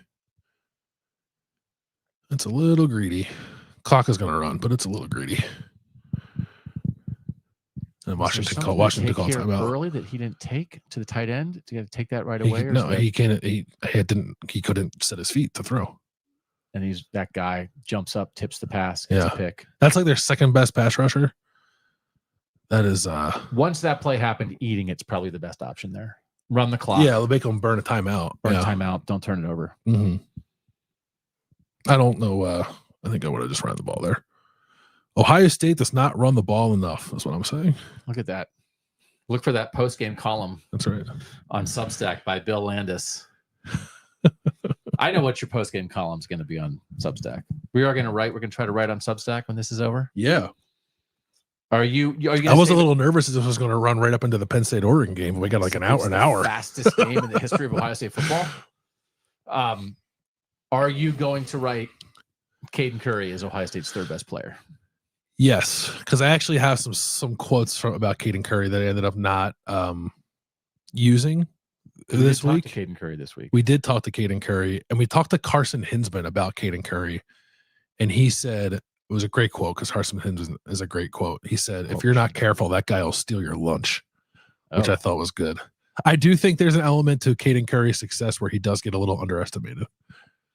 He's not a prototypically sized defensive end. He's not really a prototypically sized anything, to be honest. Maybe fullback, but he gets it done, man. Yeah. So, yes, I do plan on writing about Caden. Not there to ask some questions, but I think I have what I need. I might write Ohio State's a mature team 4 games in. Yeah. With a bunch of new guys in new spots. They play an incredibly mature brand of football on both sides of the ball. They do. And it, I mean, 5 penalties is not, what can be frustrating sometimes? Maturity. Yeah. I do think the most underrated personality trait in society is caution. And I say that as someone who is incredibly cautious. And very rarely do you have people come to you and say, "Hey, man, your caution just inspires me," right? Everybody wants risk takers and people who push the envelope and stuff. And I'm like, I'm staying away from the envelope. But to go to the other side of the country, there's people in boats there, and to play with a degree of maturity and caution and kind of let the game come to you. Don't let Washington do anything explosive. Believe in your ability to kind of wear them down. Mm-hmm. And it's not even like, because sometimes it's Ohio State's physicality that wears a team down in the second half, which we've only seen a gazillion times. But I think it's not even just like that they're not like necessarily pounding them and grinding them down. Is that they just are taking a very sort of down to down, connected, intelligent, mature approach to everything they do. And then, other than they dropped the punt and they had a weird Edric Houston penalty, it's if they've seemed like a veteran team. Yeah. I think probably run here. Make Washington burn its timeouts at the very least. Or you can just throw it to Jeremiah. Touchdown ends it. A field goal does not end it. A field goal does not end it, but it puts Washington in a tough spot to try to score twice with no timeouts. I do respect Washington calling the timeouts this early. I'm not sure every head coach would do that. It's the right thing to do. There's no reason for Washington to give away 90 seconds here. Yeah. Because they're anticipating their path to getting back in this game is score, onside kick, score. So they're not even anticipating Ohio State getting the ball back. Right. So this is the right approach. And then the great thing is it creates 1,000 more commercials. Got to sell the commercial inventory. I mean, and we say this is like somebody, I'm sure that you're watching this and all of a sudden a YouTube ad drops in. So like, you got to make money somehow. I actually don't know if they drop in. Maybe they do. What? Yeah. Should we be selling something? Maybe. Do we have anything to sell? I don't know. I think run's the right call there. Maybe you go for the kill shot. I don't know. So what's it now? 3rd and 17. They didn't gain anything there. I mean, I think so. Now you run it again, right? Or you throw a screen. Throw a screen, yeah. Throw a bubble. You just can't, like, you can't throw anything in the middle of the field that's going to be tipped. You can't throw like a quick out that a guy can jump the route and get a pick six. Like, it's just. You can try to run the pass interference play. If you feel good enough about where are they on the field, they could throw it in the end zone. Are they empty? They can throw it in the end zone if they want, because it's a 37-yard field goal. It's a light box. I think this is right. Oh, we got the edge. Score. No, it's 4th and 1. They just wanted to. I think Ryan Day told them to run for 16 yards because they want to practice there. Yeah. 4th and 1 plays. What do you got on 4th and 1? In. Luke Montgomery. Austin Saraville, good block. Luke Montgomery downfield. Man, it just seems like Austin Saraville does his job every snap. He might have got the first down. Yep, he got it. Who knew?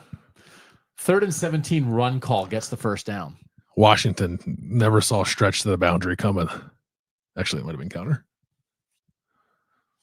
Another going to review. Squeeze another commercial here.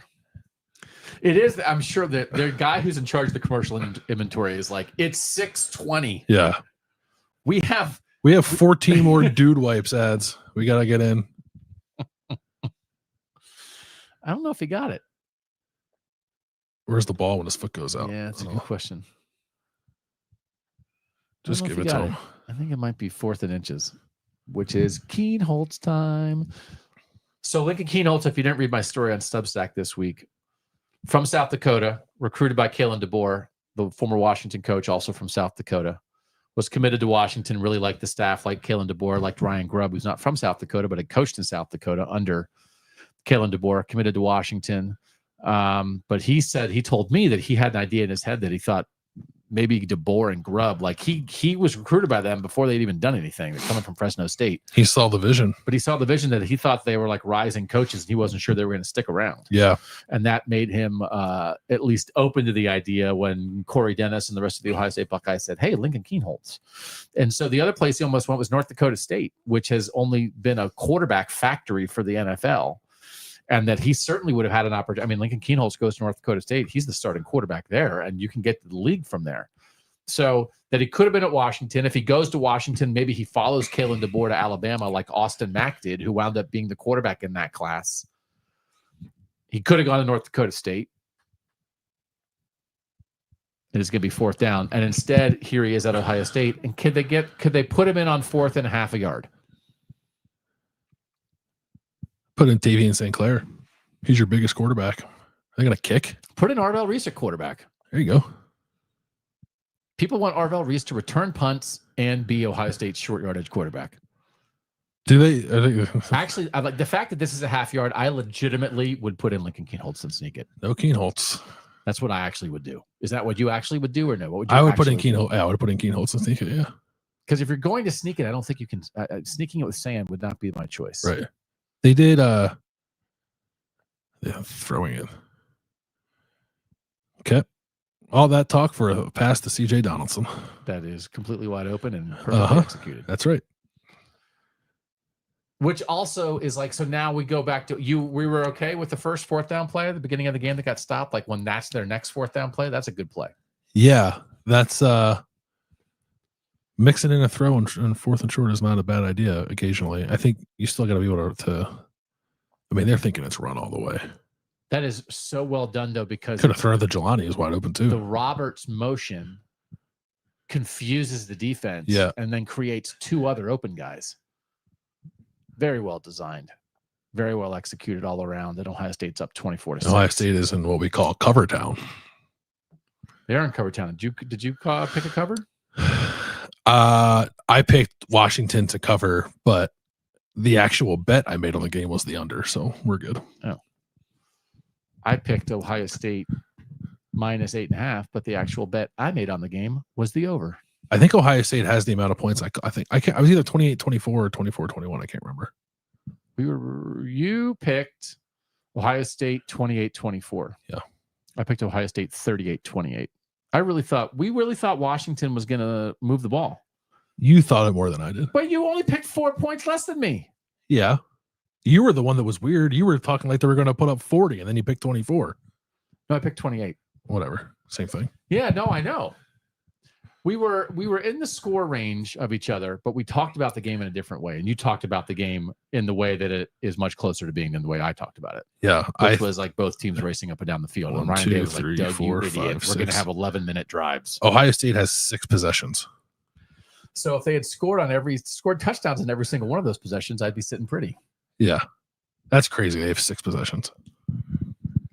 Again, the discussion about this is once upon a time, if Ohio State had 6 possessions in a big game like this, Ryan Day would be going crazy. No, it's 6 possessions mostly by design. Mostly by design. Again, other than giving away a possession by fumbling the punt. Yeah. So this is, I would say, part of the maturity to me is Ryan Day. Like that evolution of Ryan Day is an offensive coordinator mindset to a head coach mindset. Yeah. From a point scoring mindset to a game winning mindset. Now, and that is different. And this is, I think this could serve Ohio State very well in the Michigan game. It's not about toughness. It's about maturity. It's about selflessness. And it's not about we have to run the ball and knock people backwards, but it's about we have to do the logical, sometimes simple, sometimes boring, disciplined is a much better idea, I think, for Ohio State than tough. Yeah. Because tough really implies a play calling strategy, right? Is a plan of attack strategy. Discipline is more about we're just going to do what we have to do, whatever that might be in the moment, right? That's the word maturity and discipline are the words that I would apply to Ohio State, and that I think that's what would carry them in. I mean, play this way against Michigan. Washington has 72% of its passing production on 6 of its 19 pass attempts. It's crazy. And they just have not 17 completions, and 6 of them have accounted for 72% of their yards. Like we've seen what Washington's passing game can look like. Yeah, for sure. There just have not been opportunities for it to happen. Why is this dude bringing the ball out? Aaron Scott has been playing his butt off on special teams. Also, that was incredibly stupid to bring that ball out. It's just like, do you want 12 fewer yards and 10 seconds off the clock? Yeah. When you're down by 3 scores. It's like, yes, I do. Great tackle. Who's that? Leroy Roker in there too? I think Leroy Roker is going to be a good player. Safety, right? Yeah. I don't know that he'll beat out Fahim Delane for the starting job vacated by Caleb Downs next year, but I think he's got a chance to be pretty good. I talked to McArary about him at Rose Bowl Media Day, and I've never seen a coach get so wide-eyed. For real? About Leroy Roker? Uh-huh. He was like, this is the Leroy Roker conversation I've been waiting for someone to have with me. Yeah, Thank you, Bill. Yeah. And then Fahim Delane showed up. Who's that? Kenyatta? But also it's like Ohio State. It's like, hey, can you beat the only undefeated team in the country and the number 1 team that beat you by a point earlier this year and try to win the national title? Maybe, but also can we talk about Leroy Roker for a moment? Yeah. So Ohio State at the moment, that's Tim Walton's son. Do you know that in a green shirt? I was made aware of it this week. Yeah. 2 touchdowns allowed by this defense this year. Not to jinx it. And again, as we sort of told people in the pregame show that you could catch on Substack, this does not mean that Washington's offense stinks. No, I think this is. I thought he threw that and Arvell Reese caught it, but I couldn't see because of the sun. I think this could possibly end up being the best offense Ohio State plays in Big Ten play. I think this offense is better than Texas's offense. It's playing better than Texas's offense, that's for sure. I think it's better than Illinois' offense. Yes. I guess I'll hold my judgment on Penn State until we watch that game tonight. But We can continue to watch the evolution of Michigan with Bryce Underwood as a true freshman and what they can do in the run game and that kind of thing. Michigan, yeah. I mean, Michigan has no receivers. I would bet that this will end up being the case, that this is the best offense. Yep. Nowhere to go. This is pass rush integrity. Like I thought this coming into the game. I guess it's still up for debate because we're only a quarter way in this season, but this is the best defense in the country. Look, even at Kenyatta there, it's like he's just maintaining his position, keeping leverage, keeping him in the pocket, and then when he starts to go, there's nowhere to go. I mean, part of it's game state at this point, but they have, how many sacks do they have? 6 sacks. Nowhere to throw it. Literally nowhere to throw it. So certainly obviously we're not there. They have 6. I think they have 6 sacks, and I don't think he has any scramble yards.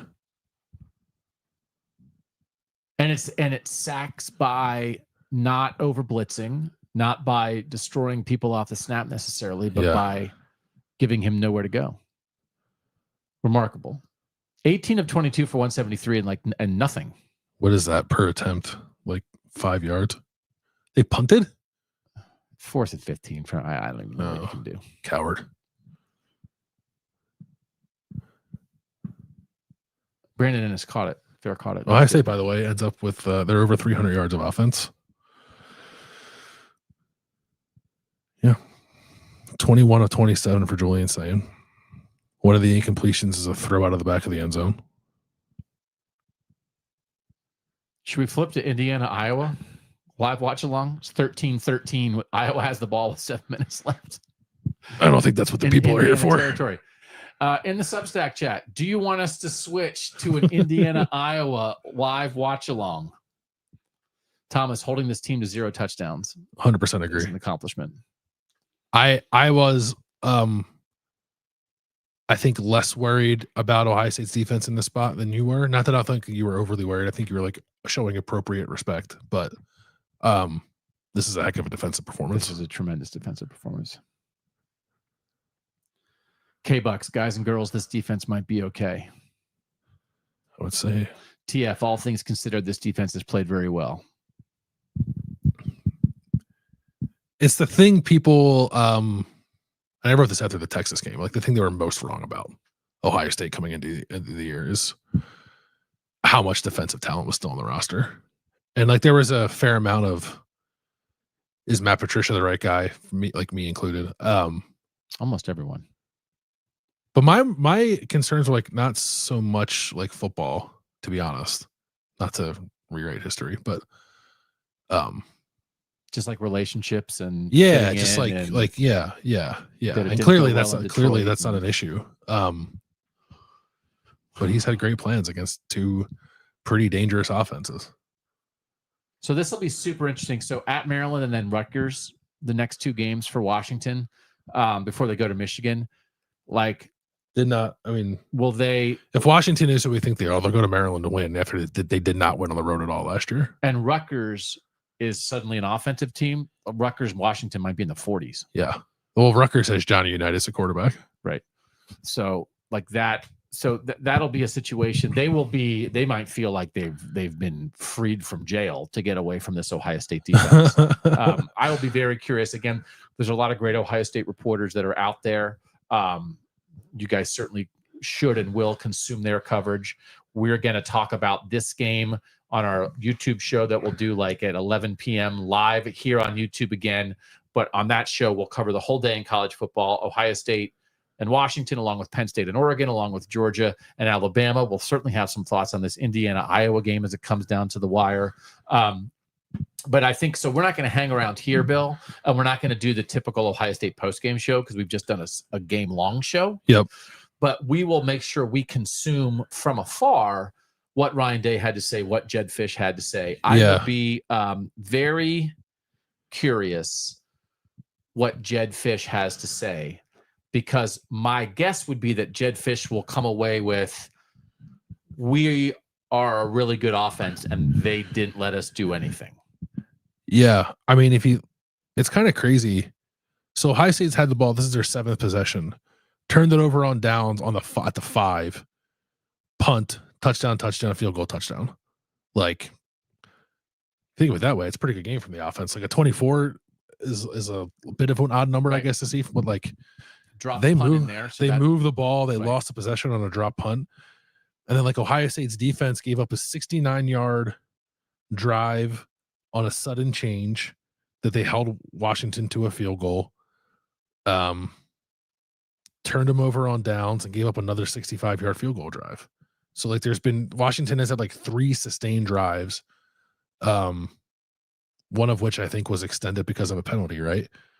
And just 2 field goals, and twice I think 3 times might have gotten inside the 10 and came away with no touchdowns. Yeah. I do think it's the kind of game by Ohio State that like an opposing coach would really respect. And we know Jed Fish did cross over with Matt Patricia a little bit in New England, so I'm sure. No, they didn't. They never coached together. I thought they knew each other. They do know each other, but they didn't coach together. Just for the family reunions, they see each other at the reunion. Yeah, they missed each other. Barbecue. I think Fish got to New England right as Patricia was leaving. Okay, so they've been at Bill Belichick's house for barbecues, and they've hung out there. They've both been Belichicked. Yeah, but I think that Jed Fish will respect the game plan and the execution by the defense, and then I think Jed Fish and Ryan Day have a similar view of offense. And I think he'll respect the idea that Ohio State came in and they ran the ball to start, and then they got that going, and then they eased Julian Sayin into it, and then Julian Sayin made a couple tough scrambles, and they had the good call to Jeremiah Smith, and then even the progress on they put the first 4th down in the red zone on a freshman fullback, and then next time they were down there, they ran a little flip to CJ Donaldson where they motioned the fullback. I thought he was going to split those defenders. That's the JJ triangulation. I did a whole thing of the JJ triangulation. I don't think he ever got quite up to full speed there. Where it's like in the moment, right? He catches it, and there are like 17 people around him, and then in the next frame of the video, he's gone. Yeah, and everybody's chasing him. Like he was a nanosecond away from that. Just a very efficient, and again, this gets the. I don't think it's fun to come in and chat and be like, it's fine. Like it's like not even watch the first half, right? We don't. Why are we even watching it? It'll be fine for sure. But what was the issue with the first half? That they turned it over on downs one time? That they were running the ball but they still scored. In the first half, they had the ball 3 times. They went 45 yards and turned it over on downs. They punted it once, and they went 73 yards and scored a touchdown. Yeah. It's like, I don't know. They had the ball 3 times and scored on one of them, and should have scored a second time. No, I don't think it's not good enough, but it's like they had the ball 3 times. What are you going to do? Like, how concerned are you really when they had the ball 3 times? But I think it's colored now by like, now we know what happened, and it's like, well, they're going to stop doing this at some point and like start throwing the ball a little bit more, and then they changed the game plan in the second half and they pulled away. But like, it was 7-3. It was 7-3. But they had the ball 3 times. I know, but it was 7-3 at halftime in a game that felt like was in the balance. If the expectation is like never punt, then I guess I'm with you. But no, I don't think the expectation is never punt. I think like it's so they had an allowable punt on one of their 3 possessions. Yeah, and then turned it over on the 5-yard line, and what was probably not the right play call. No, but you also put yourself in that situation when like you're going to play that way and you're going to march down the field and put it on a 4th and 1. Like the red zone things are real. I don't think they're catastrophic. But I think to come away from that and be like, they're 4 or 5 in the red zone in this game. Why are they? But they were 0 for 1 after the first drive. So I don't think it's 7-3 at the half. It's kind of like, what's going on here? And then if that's part of a I think that's right. If you're box score watching, I don't know if that's true. If you actually watch the game, but so you think in the chat that's what people are feeling. They're watching every single snap. People want to fire the head coach when they go down 7-0. Like, which is fine. Like, I get it. It's like you have to take the whole game into account.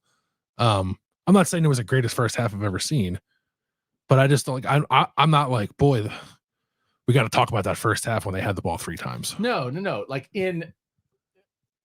But if the second half had been exactly the same as the first half, that would not have been appropriate. Sure. But that the first half built to something, which is sort of what I'm like, the idea that most of the time when Ohio State is doing something, it is building to something. And sometimes what it's building to is an incredible offensive explosion. And like there's Travion Henderson, there's Jeremiah Smith, like there's a touchdown in 11 seconds. And sometimes what they are building to is like, okay, now they're going to start doing this. And then there's Tim May. And then they're going to pull away and that kind of thing. And so I think the thing that can be difficult at times with Ohio State is almost all of the time it's building to something, but still the build can be a little interesting to watch.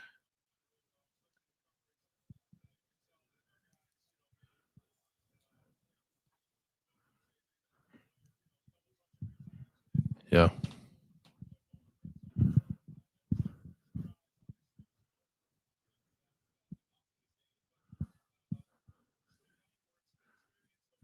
There's Jerry Emig. Mike Bassford.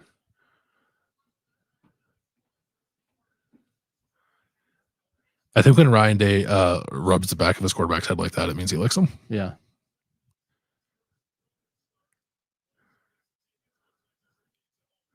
Oh, yeah, we didn't even mention that. Down goes the 22-game home winning streak.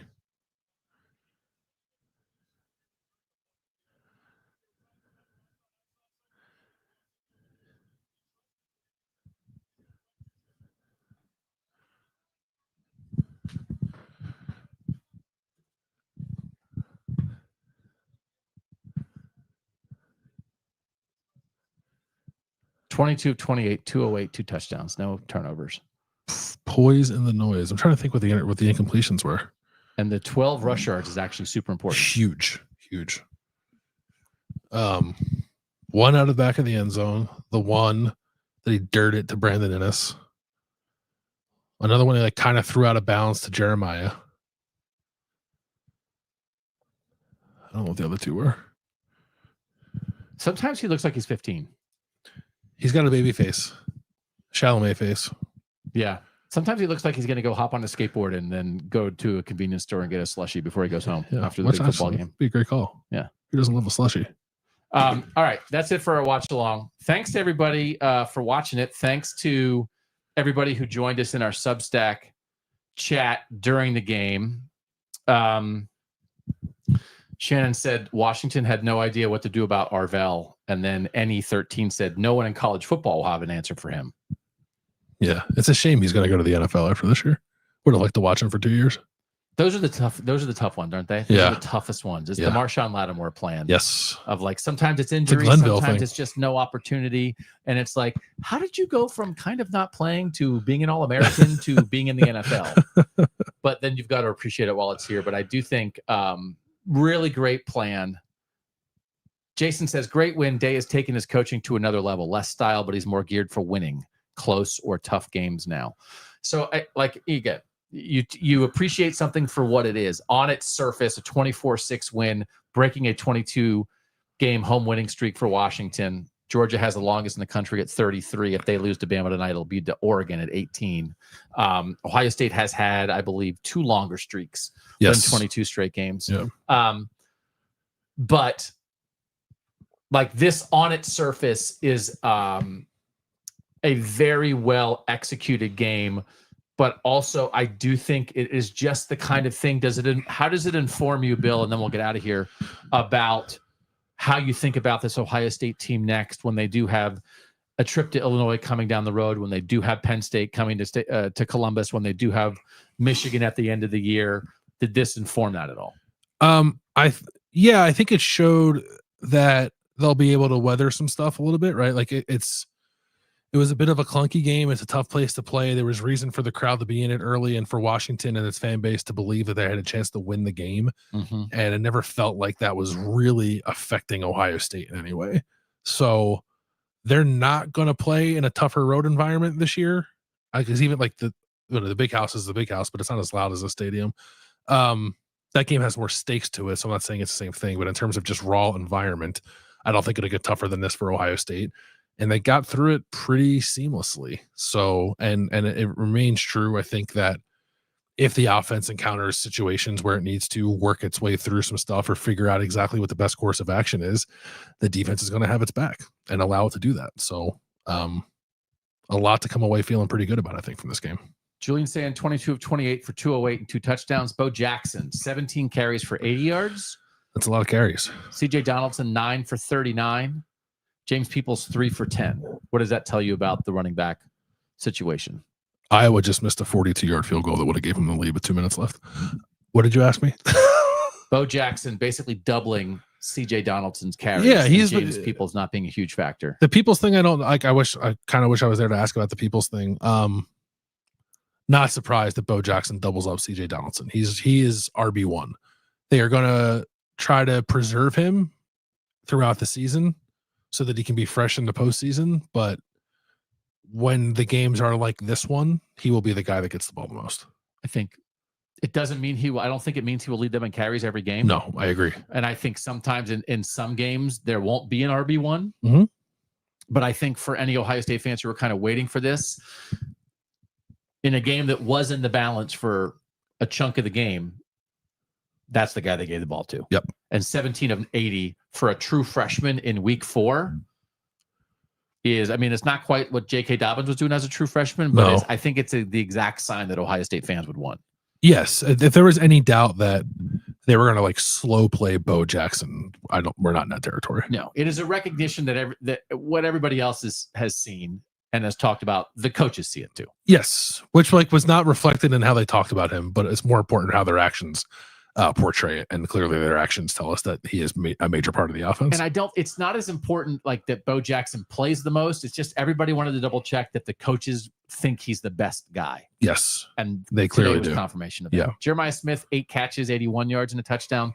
Brandon Ennis, 3 for 34. Carnell Tate, 3 for 33. Max Clare, 2 for 26. James Peoples, 3 catches out of the backfield, 3 for 16. Why don't you run through the defensive stats one more time? Caden Curry, leading tackler, 11, 3 sacks, 5 tackles for loss.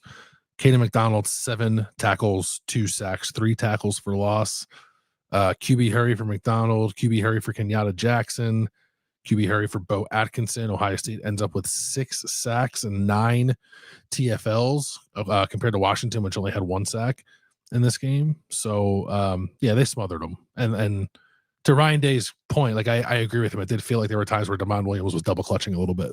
They had a couple big pass plays, but that's like kind of all they hit. Like on one drive. Washington, as I said, like 70 or so % of their passing production came on 6 plays. Did not run the ball in any kind of way that like worries you all that much. And I'm pretty sure this is right that Damon Williams did not have any scramble yards. He ends up with negative 28 yards rushing. Because when he tried to go a couple times, there was just somebody right there. Yeah. So he had officially 13 carries for negative 28 yards. 6 of those were sacks. Crazy. All right. So we will see you guys back here on YouTube for a live post-game show, basically at the conclusion of Oregon Penn State. We will be monitoring that, watching that. We certainly will talk about that a lot. We'll talk about Alabama, Georgia a lot. We'll have Penn State, Oregon on the big screen, and I think maybe we'll do Alabama, Georgia on our laptops to keep tabs on that. We'll talk about the rest of what's going on in college football. Landis is calling up Peacock right now to see if Kurt Cignetti can beat Kirk Ferentz or not. But for now, thanks to everybody who joined us here. We certainly had a good time doing it. We love the audience that we had here. We may have to try this again. We'll put it on the agenda, Landis. I think because we're not going to go to every road game. So I think there will be opportunities to do this again. If you guys think it's worthwhile, we'll definitely try to do it again. All right. For now, thanks to you guys for joining us for this live watch along for the Ohio State Buckeyes as they beat the Washington Huskies 24-6. He is Landis. I am Doug Lesmerises, and that was the Bill and Doug Show.